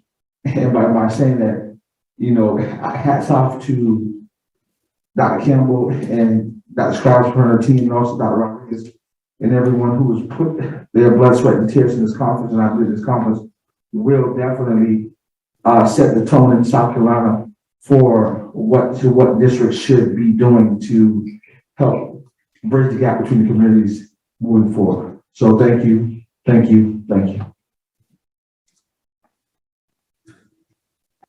Okay, I'm just going to say one thing, and that is this can't be a one and done because it's an integral part of the Beaufort County graduate profile. This is integral part. So if this goes, the whole idea goes. And we should be so proud that we are doing that. And nobody else is doing. We should be so proud that we are breaking new ground. We're localizing education. As Mr. Campbell said, no one should graduate from Beaufort County schools that doesn't know something about Gullah art, history, and culture, because they're our ambassadors. When they go other places, they're our ambassadors. So, you know, if you're a Machiavellian business person, you're saying, this is damn good for business because this brings tourists here. Because everybody that graduates is proud of this area and their ambassadors. So, you know, there's a financial underpinning to all this. It's not all just, you know, happy, hugging kind of stuff. This is good. So it can't be a one and done. If it is, then we're all going to start yelling. I think the other thing, just to add to what you shared, is that, you know what else it brings? It brings educators from other parts of the country. You know what that means to me? Recruitment, recruitment, right? I mean, this is a real issue, right? But aside from that, right, this is tied all the way around into what we're trying to accomplish, right? I mean, you have the profile of the Beaufort County graduate. So the more you learn, the more you know that you have a lot more to learn, right? And I don't know if you remember that I went to school at Florida State University. Everybody remember what the mascot is for Florida State University? Seminole, right? I'll learn. Well, history is There's intertwined between the Gullah culture and the history of the Seminole. I didn't know, but I did find that out. Learned a little bit about it. So the more you know, the more you know what you don't know. So. Can I add something? That's a great statement to end.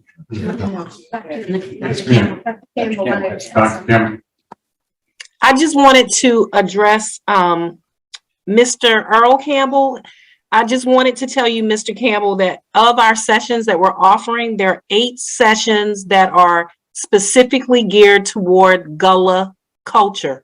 So I want to make sure that, you know, I said that, and I can give you more details about the presenters for each of those sessions.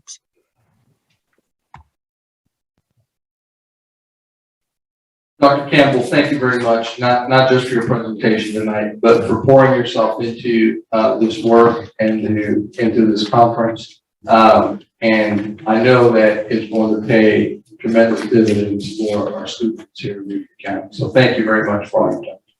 Thank you. Next item on the superintendent's report is the COVID-19 update. And so I want to share with you this evening, first of all, that we are seeing a large decrease in COVID positive cases this past week. For last week, with the most current report to DHEC, last week's numbers, we had 53 positive staff cases. That's down from 114 the week before. And we see 323 positive student cases. That's down from 500 the week before. In terms of quarantine staff, that's staying about the same at 58. And the quarantine students is 1,798. That's down from 2,160. So we're starting to see the decline, and we're hoping and expecting that is going to continue as we move forward. We continue to review each school's situation on a daily basis, several times a day, as a matter of fact, and we continue to follow the requirements of the school and child care exclusion list, which carries statutory authority. I want to take a moment and just share, there are 2 documents certainly that DHEC has out there. One is the school and child care exclusion list. The other one is SCDHEC COVID-19 guidance for K-12 schools. That guidance for K-12 schools document is superseded by the school and child care exclusion list, which carries statutory authority. I say that to you because that school and child care exclusion list is what we're required to go by. The State Department of Education has reviewed it and told school districts that you're required to abide by it. It's not a suggestion, it's not guidance. You're required to abide by that from DHEC. During the agenda setting meeting that we had, we were asked to address the legal requirements that school districts are under to follow DHEC's school and child care exclusion list and requirements. And so I will ask Ms. Cartledge, our legal counsel, to provide that information. Yes, yes, sir. Good evening, board members. Thank you for this opportunity to give you an update. Pursuant to statutory authority, which is contained in Chapter 1, Title 44 of the SC Code of Laws, the General Assembly has authorized DHEC to, quote, make, adopt, promulgate, enforce rules and regulations from time to time, requiring and to provide for the care, segregation, and isolation of persons having or suspected of having any communicable, contagious, or infectious disease. And in the regulation 61.20, the official school and child care exclusion list of contagious or communicable diseases is published by the department, and known or suspected cases and those exposed to certain communicable diseases, whether symptomatic or not, children and staff are not permitted to attend schools when they have these cases. The exclusion list is provided in the law. This exclusion list shall include specific conditions for duration of school for childcare exclusion, as well as criteria for return, and it applies to both students and staff. No superintendent, principal, teacher of any school provider of childcare, no parent or guardian of any child or minor shall permit any child or minor having or suspected of having any communicable diseases to be present in the school until such time as the published conditions for return have been met.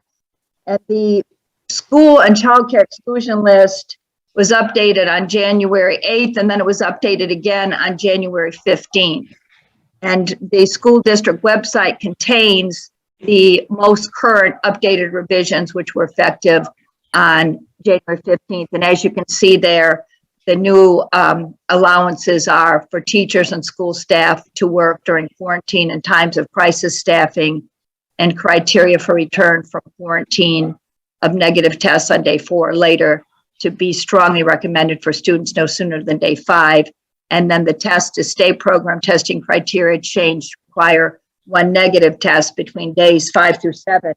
And on the DHAC exclusion list, which was updated on January 15th, COVID-19, along with many other contagious diseases, list the requirements of when students and staff must be excluded and when they can be returned to school.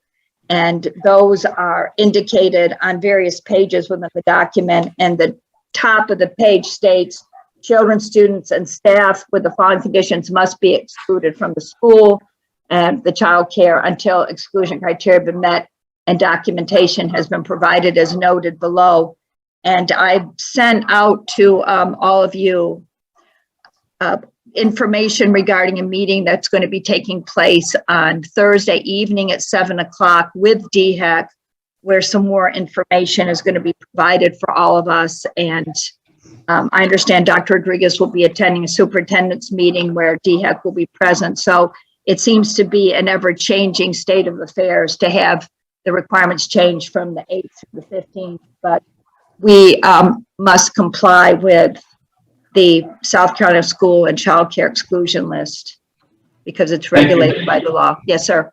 Thank you, Ms. Carledge. Yes, sir. One of the questions that we're getting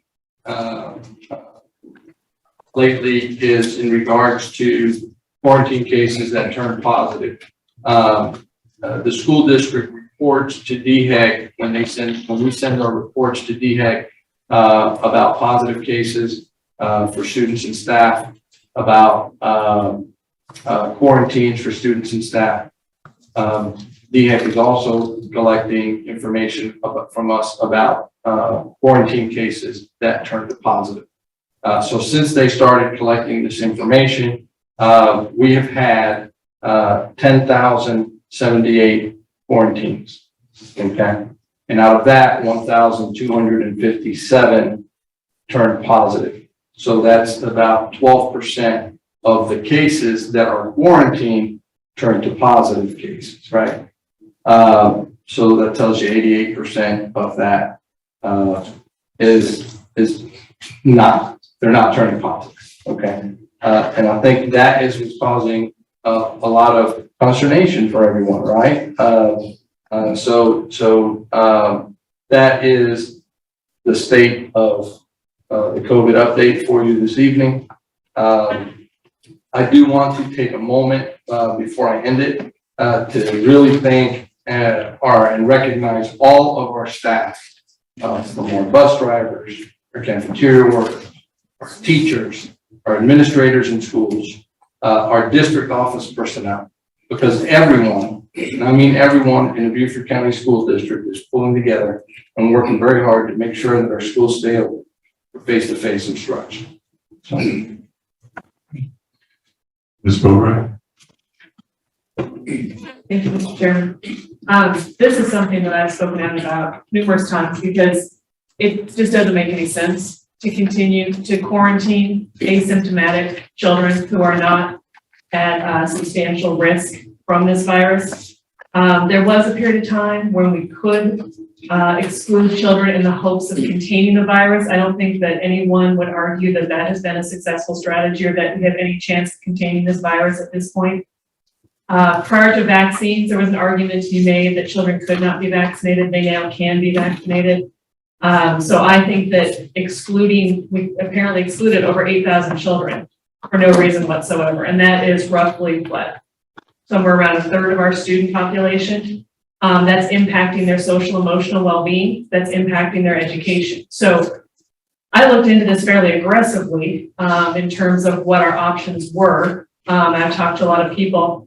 And what I wanted to reach out to the public about is the school board is not a legislative making body. We can't make laws. We cannot direct the superintendent to break laws and statutes. It is clear to me that the legislature and DHEC are in charge of making these exclusionary policies. I am happy to sign on to a letter if this board wanted to do that. I don't think that would be particularly effective. I'm more than happy to go on the record and say that I'm against close contact quarantining. But I think that the appropriate avenue for parents who are rightly frustrated with this policy would be to contact DHEC, would be to contact your legislatures, write about your experience. And I would also like to say that there is a group of physicians from UCSF, UC Berkeley, Harvard, Oxford, Canadian physicians, pediatricians, infectious disease doctors, biostatisticians, and epidemiologists who have developed an advocacy toolkit called Urgency of Normal, and it provides study after study about the harmful effects of school closures and school exclusion. It looks at CDC data. It gives not only the raw data and the study results, it also breaks down a summary of evidence.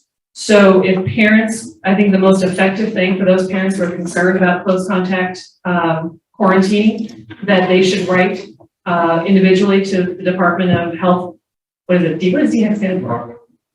Department of Health and Environmental Control, or your legislatures, because unfortunately, from everything I find, the school board, it cannot change those policies. Thank you.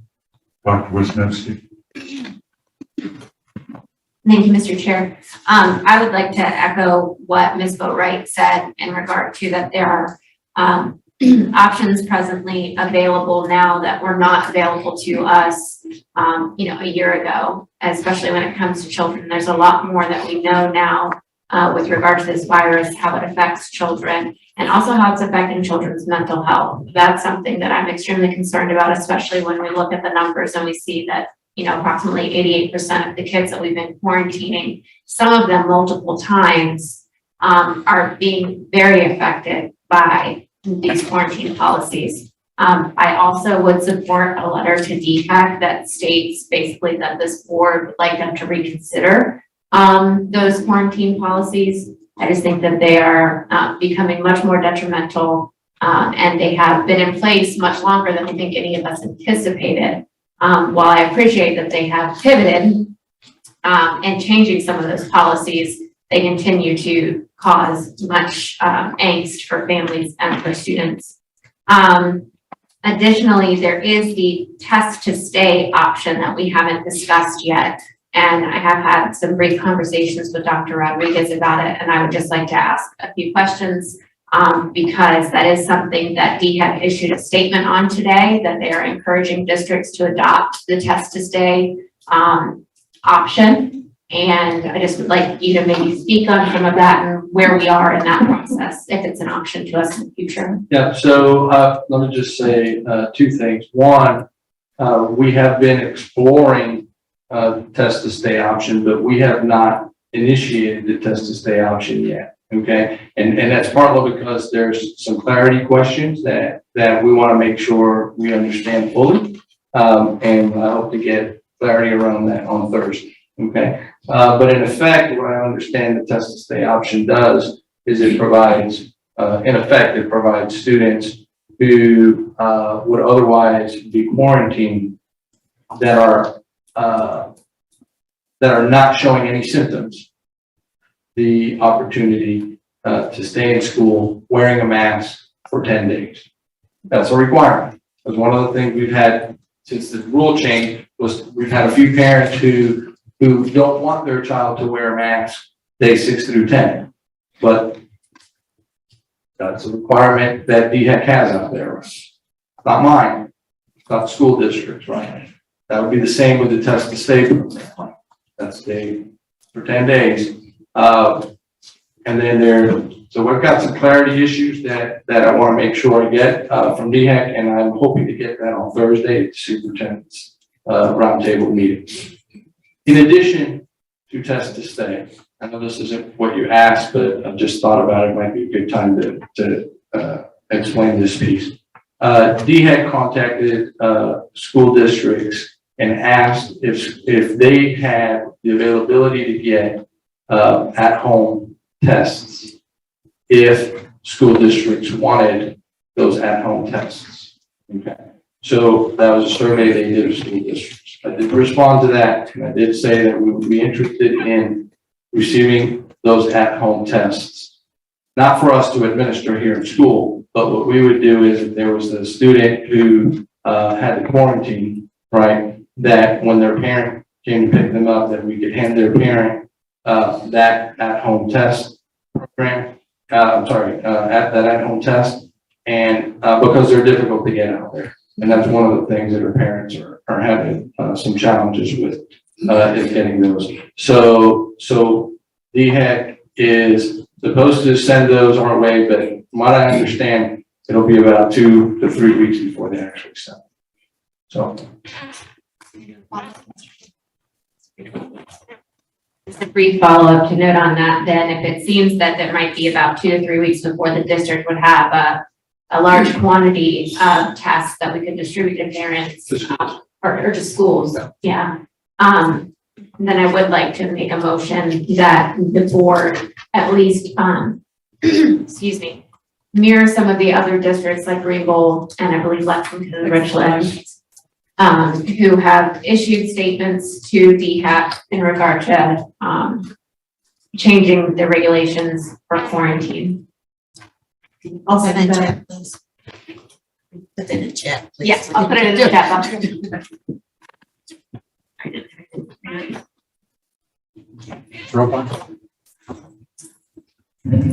Yes, I'm very interested in the test to stay program. I know that my grandson in Massachusetts, who's in kindergarten, has had it since the beginning of the year. It's been very effective. He's also a 5-year-old who's been vaccinated, so that improves the effectiveness of it. And also, I'm interested and would support sending a letter to DHEC asking them to change the quarantine portion of their statement, of their exclusion. I think that we have too many students that are missing instruction. We were lucky enough to be able to offer the Zoom, but it's not the same.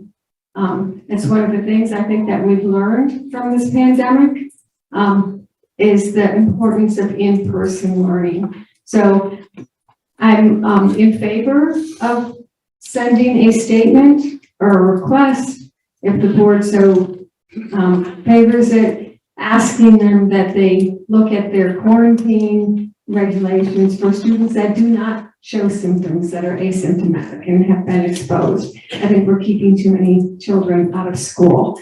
I also want to echo what Ms. Boatwright said. We are required to follow the law. And this law, as it is right now, is what we're following. So please, folks, understand, we cannot override this. We can ask for a change. And I think as the law is written, I think the change would have to be to the exclusion list, not to the guidelines, but to the exclusion list.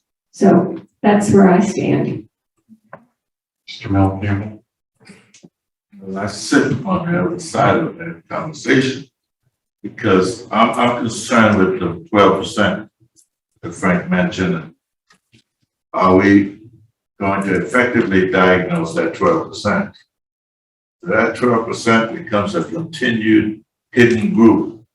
It could create a big number shift right underneath. I mean, pandemics don't just occur. It occurs because undetected circumstances.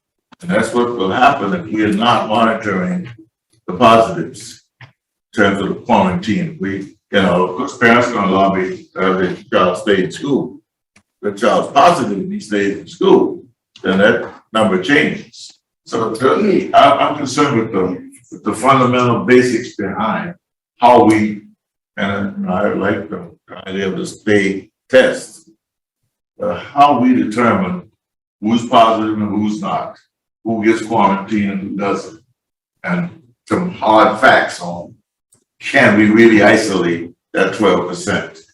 I'll support anything for a child staying in school, short of being a victim of unfettered circumstances.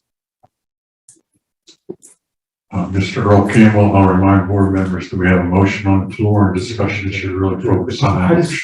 I don't have a question. I just want to make a question before that. To parents. Nobody listen to the doctors and scientists. People are trying to save your life.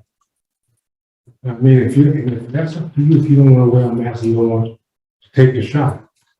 But you're putting other folks in harm's way. You know, so listen to what the scientists and doctors and nobody else. Thank you. Mr. Smith. First and foremost, I would just like to say, in terms of the motion,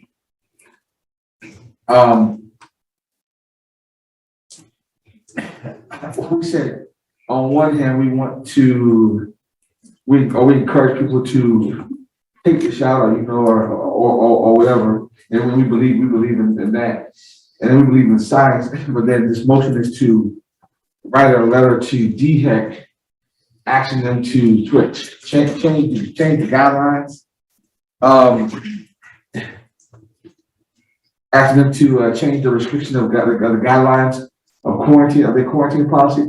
We just can't, we can't pick and choose the science. I mean, it's a pick and choose when we want to support the science, so support the people who come up with these laws, because apparently they're coming up with them. There's got to be a reasoning behind it. And before leaving home this afternoon, I saw there was a new strand in terms of COVID, or something D or B or something. There's some other new strand that's possibly coming out. So all that concerns me when we start saying that we want to write a letter to the legislators and concerning possibly changing the decision on that. I'm not really sure that I can do that because I don't think we wrote back in when this first started. I don't think we wrote a letter to the governor when he made the decision to make masks. To not mandate masks. We never wrote a letter to him saying that he should, when some of us was saying, oh, well, we didn't want the mask mandation. So I don't think we need to send a letter to DHEC right now, because I don't see how effective that's going to possibly be.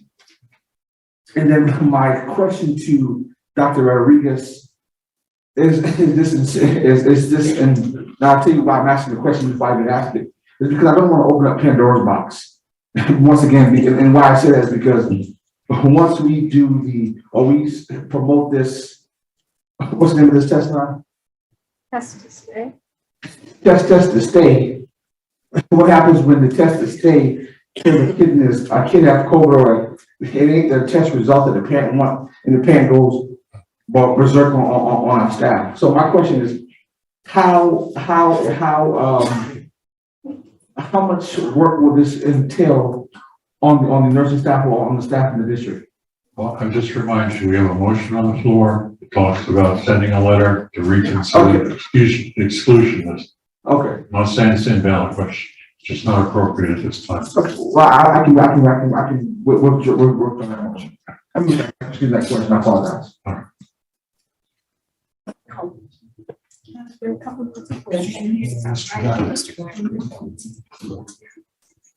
Thank you, Mr. Chairman. I'm going to support this motion, not because I think it'll do any good, because I don't think it will.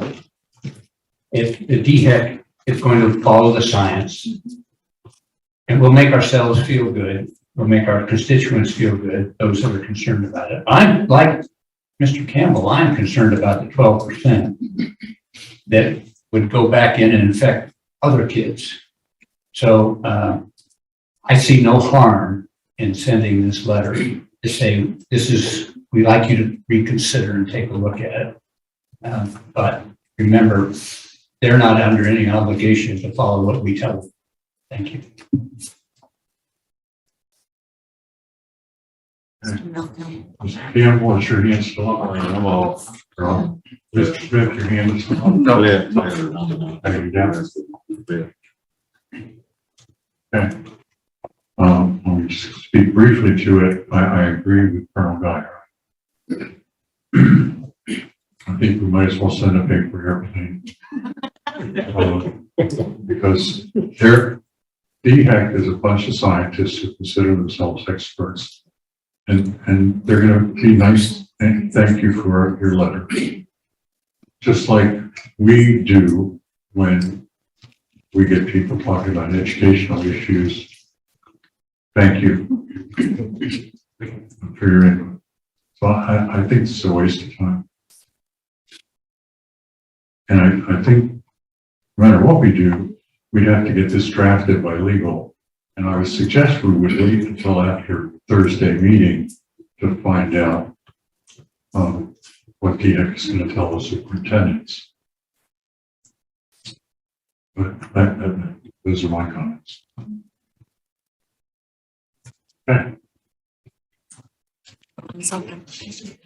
Voting is open. You can do it manually if you'd rather. No problem with that. All those in favor? Aye. 6, 7, 8, 9. 9 in favor. Opposed? It's opposed. 2 opposed. Who's the second opposed? Wait a second. Who else opposed? Mr. Smith and myself. So you can get the letter off. Send the paper airplane. So everyone can be happy. I think that was a good question. Mr. Smith? In reference to something else, right? In reference to COVID and everything. Right. I would just like to ask you what will this entail in terms of to the staff and how continuous will this be on our staffing is done? Are you talking about the test to stay? Yes, sir. Yes, sir. So, the way that Hvac has the test to stay set up, it would be that there's a vendor that would be doing the testing, and they would be set up at something like 7 locations around the school district to create some proximity for people. And then that's where they would go and take the test, right?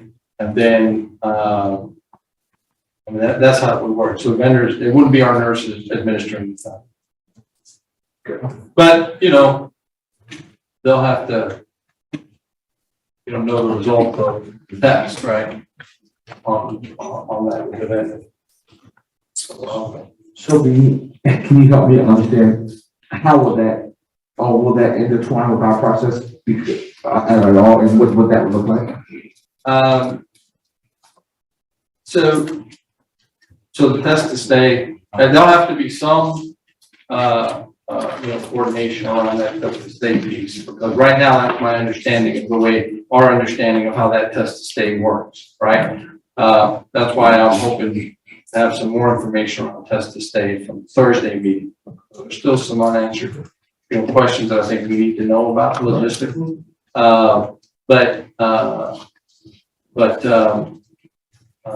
The actual testing of that doesn't have to be done.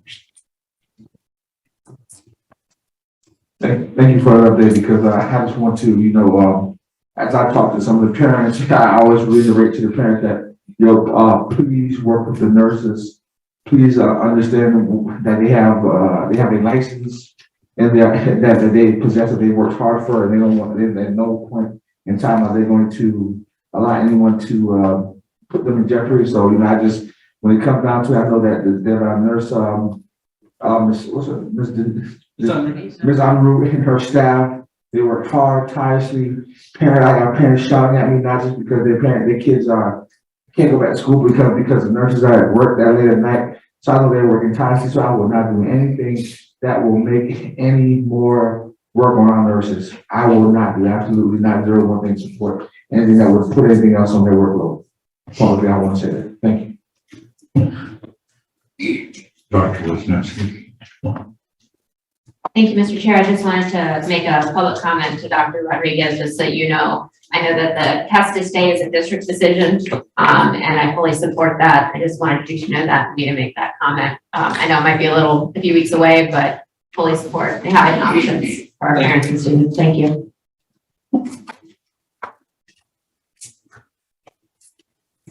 That concludes the superintendent. Thank you. So the minutes for the superintendent's report will indicate that we had a presentation on the African American History Conference and the COVID-19 update. The motion was passed to send a letter. You can just put the exact words, the motion in there.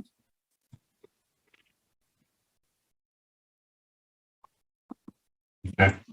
At the end of the meeting, I'm going to ask you to go through what you saw.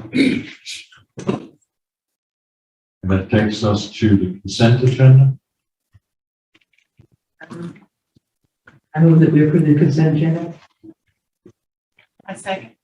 Second by Angela Middleton. Discussion.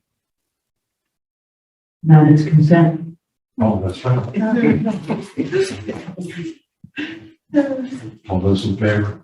Aye. And one abstain, Dr. Wisniewski.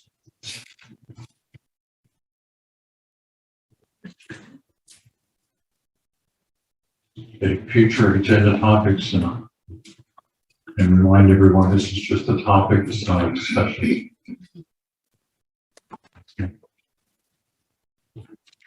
I'd like to have a discussion about lessons learned about student achievement and student learning during the pandemic. Speakers.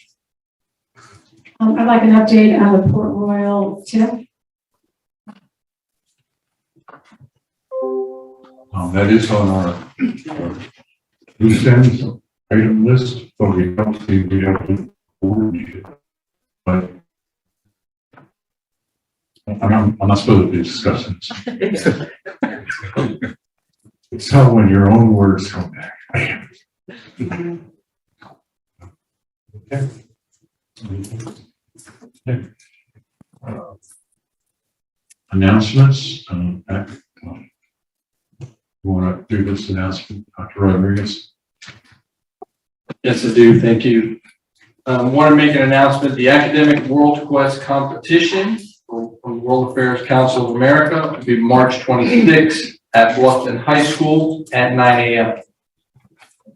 Put that on everybody's calendar, and I think Mr. Earl might have something to follow up on. I'd just like to add that 5 of our 6 high schools are participating. Bluffton High School and Beaufort High School both have 2 teams that will be competing. So they'll be competing amongst them, all our public schools, and there are also 4 private schools in Beaufort County that will be there. Okay, Mr. Smith. I just wanted to make an announcement. I know we didn't, I don't think I've seen anyone on the agenda, but I just wanted to make an announcement that this month is Black History Month and that we should learn our history every day. There's 365 days in a year. We should study our history 365 days of the year. But this month has been allocated as Black History Month, and it is Black History Month. I just wanted to put that out there that before we do acknowledge that, and we should study history every day. Thank you. Okay. Second public comments, if you have a commenter.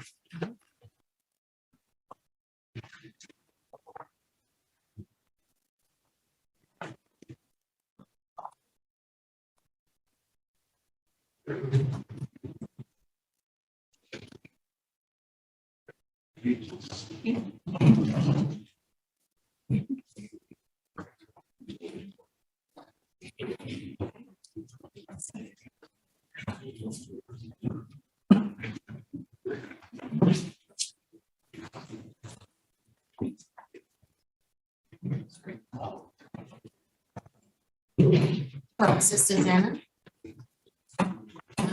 I'm calling from the school board, having no further comments. To remind you in 3 minutes, and state your first and last name. Are you ready? Go ahead. Okay, you may speak. Okay, thank you. Good evening. My name is Susanna Cook. I am the mother of 2 children at Beaufort County School. In the past, I have always been fairly satisfied with the public schools, teachers, and overall environment at school. We all know that children spend at least 7 hours a day at school, which is approximately half of their wake time. Point of order.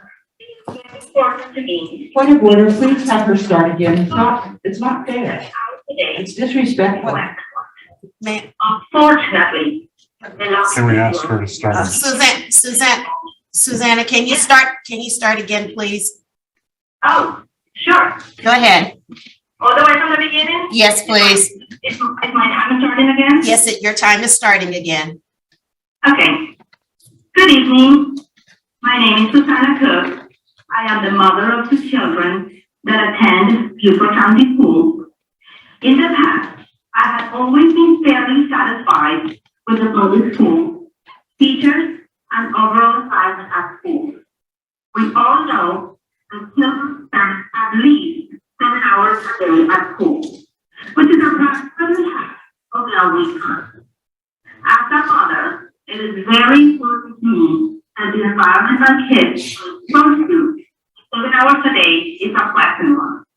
Unfortunately, the last 2 years have been complete disappointment.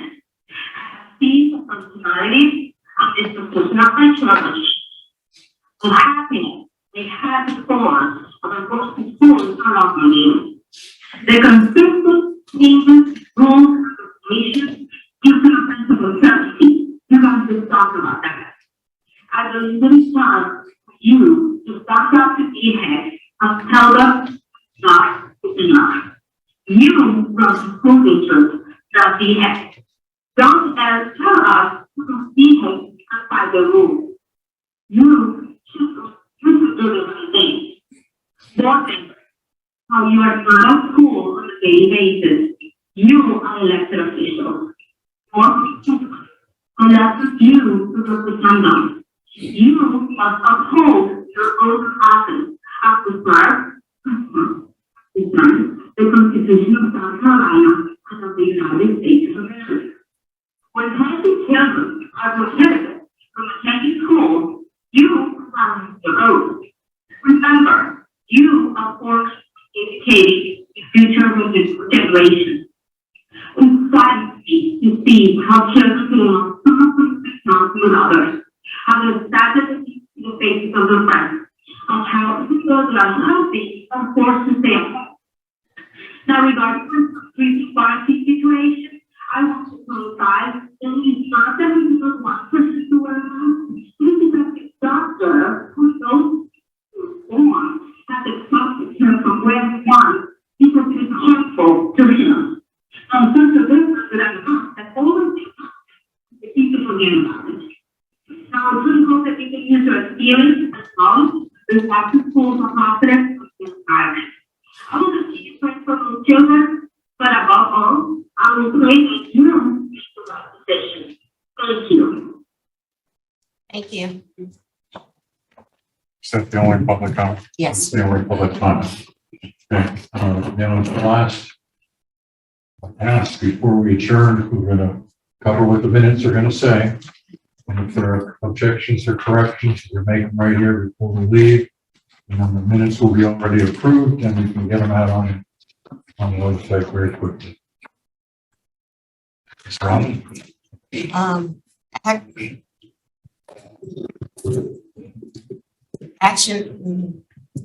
Action as necessary or appropriate regarding matters discussed in executive session.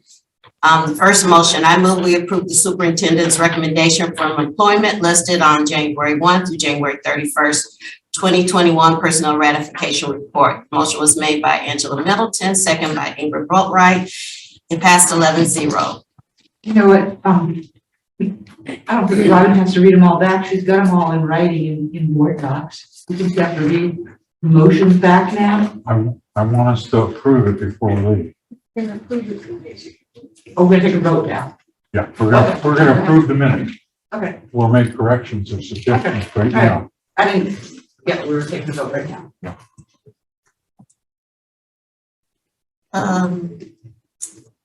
Motion number 2, I move that we approve the superintendent's recommendation for the monthly adult education homeschool report for February 2022. Motion was made by Angela Middleton, second by Kathy Robine, passed 11-0.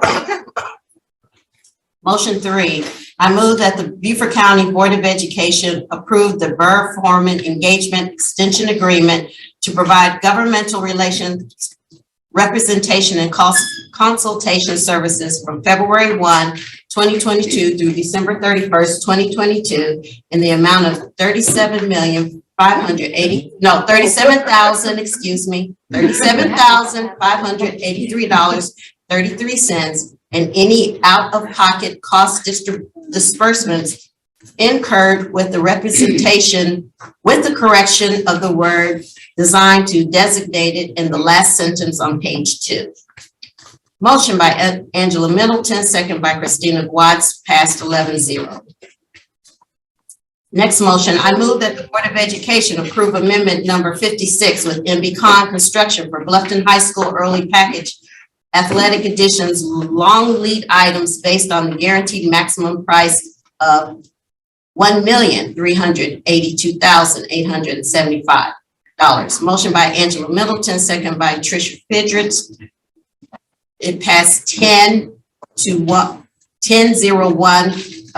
abstained by Dr. Wineski. Next motion, I move that the Board of Education approve amendment number 31 with Thompson Turner Construction for HVAC work at Beaufort High School in the amount of $335,500. Motion by Angela Middleton, second by William Smith. Passed 10-1, abstention, Dr. Wineski. Approval of the agenda. Motion to approve the agenda as presented, passed 11-0. Pledge of Allegiance was done. We went through the points of celebration. I will go through and list the 3 points of celebration. Yes? I don't think so. Okay, so I won't do that. Public comments. We had 2 public comments. Chair's report. Mr. David Struger reminded the board that they have to file their economic interest report by March 2022 and gave an update on the work the board did at the work session. Okay. Yes, ma'am. Was it fine? Did you say the end of March? I just said in March. I didn't have a date. Do you want me to put the date in? March 30th. March 30th. March 30th at 12 noon. But we actually didn't say that during the discussion. Yeah. It's March 30th. March 30th. Eastern Standard Time? Yes. EST. March 30th. Academic committee reports. Mrs. Kathy Robine stated that the academic committee met on January 26, 2022. The committee brought forth the profile of the Beaufort graduate. The next meeting is February 23rd at 4:30 p.m. Ad hoc Bluffton committee, Dr. Rachel Wineski gave an update on the ad hoc Bluffton committee meeting. A motion was made. The motion, I move that the ad hoc Bluffton growth committee recommend to the full board that the district bring forth Bluffton growth development plan options in the next 90 days. The motion was made by Rachel Wineski, second by Christina Hvac. The vote was 9-1-1. The no was Melvin Campbell and William Smith abstained.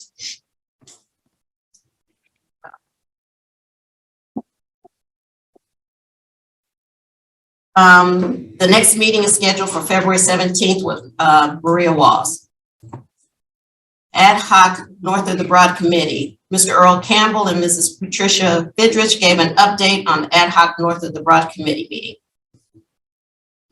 Under the superintendent's report, Dr. Nakia Campbell gave an update on the African American History Education Conference. The conference will be held February 18th through the 20th, 2022. Other matters, a COVID update. Dr. Rodriguez gave an update on this COVID update. A motion was made.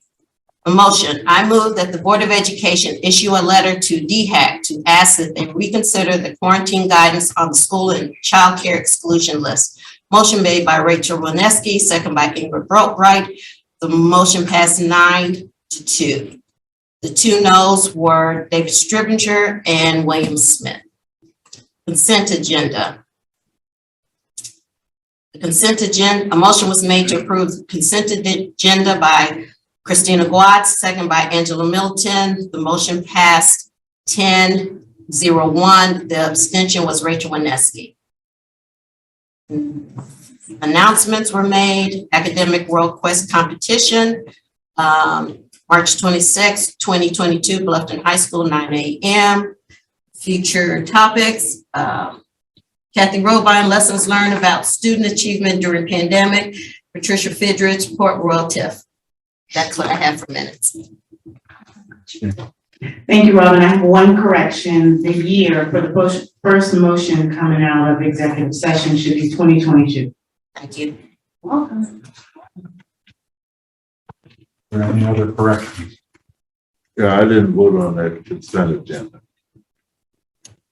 It probably should have been 9-0. 9-0. No, I didn't vote at all. Not present. Not present. Okay.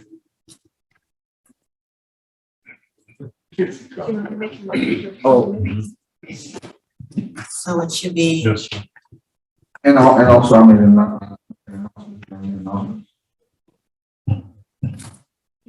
Mr. Smith made the announcement that it is Black History Month.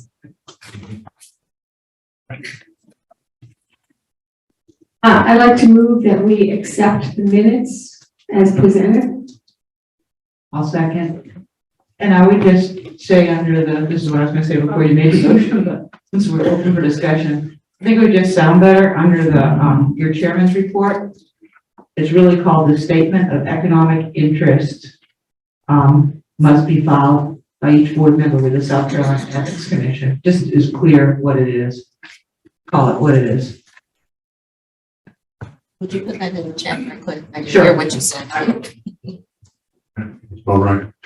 Yeah, I can't support accepting this because we don't put an official verbal meeting minutes in. We have to see them in writing. I need to see the minutes in writing before I would vote to approve. In addition to which, according to Robert's Rules of Orders, the meeting minutes are approved at the next meeting. So if we want to make a motion that we have identified all the potential corrections, but there's no way that I would vote to approve the meetings until I saw them in writing.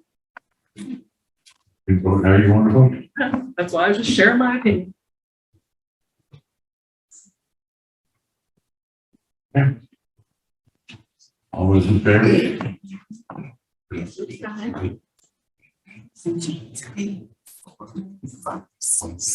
Opposed? 3, 4, 5, 6, 5. We probably want to reconsider this if it's not going to be efficient and the board is not going to go along with it. Go back to the old way. I still think we need them at the next meeting, according to Robert's Rules. Point of order. Yes, ma'am. Yes, ma'am. To Ingrid's point, we could call them the draft minutes verbal, so that then Robin will, I think this makes it much easier for Robin with having gone through this. I don't think it's a wasted step at all, but it could just have the draft and then just give it to the next meeting. I do think we should see them in writing before we say, that's it. Because this is our permanent record. That would be my suggestion. And having done it, that, to me, that becomes clear. It wasn't real clear to me until just now. Good suggestion. Mr. Smith? well, one thing I will say to you and the office is kudos for trying to kudos for your effort and what you've done with bringing some new steps to help us shorten the times and also some but also I believe that if there were something Robert Rules of Order also that there is something that is that you want to revisit, that the other side could bring that back forward so that you could revote and straighten it out. There was something tonight just for people who supported it, who in support of it. If there is something that we see that needs to be corrected, then we do have the right to, as a board, to bring that back in before and make that correction. That's one of us. Thank you. Ms. Boatright? I echo Mr. Smith in saying I think it's great that we're trying to make it more efficient. The one thing is though, I don't see why Robin couldn't just email it to us tonight and we'd have a chance to read it, because the other thing I'm sensitive to is the staff has to sit here. Well, this is basically an internal board issue in terms of the minutes. So we're all ready to go. It's late. We're going to have meetings that go on till 10:30 and we're going to have, 20 minutes of reading back the minutes and the staff has to wait. So just a suggestion, I would just say, just email them out. Tomorrow, not tonight. Right. There's no reason for the staff to sit here. That's Dr. Rodriguez's call. We're not holding them here. But we'll have to revisit this because it's apparently not going to get board approval. So we're trying to do this. So we're open to other suggestions. Need to adjourn? So move. Somebody abstains from it. He made that move.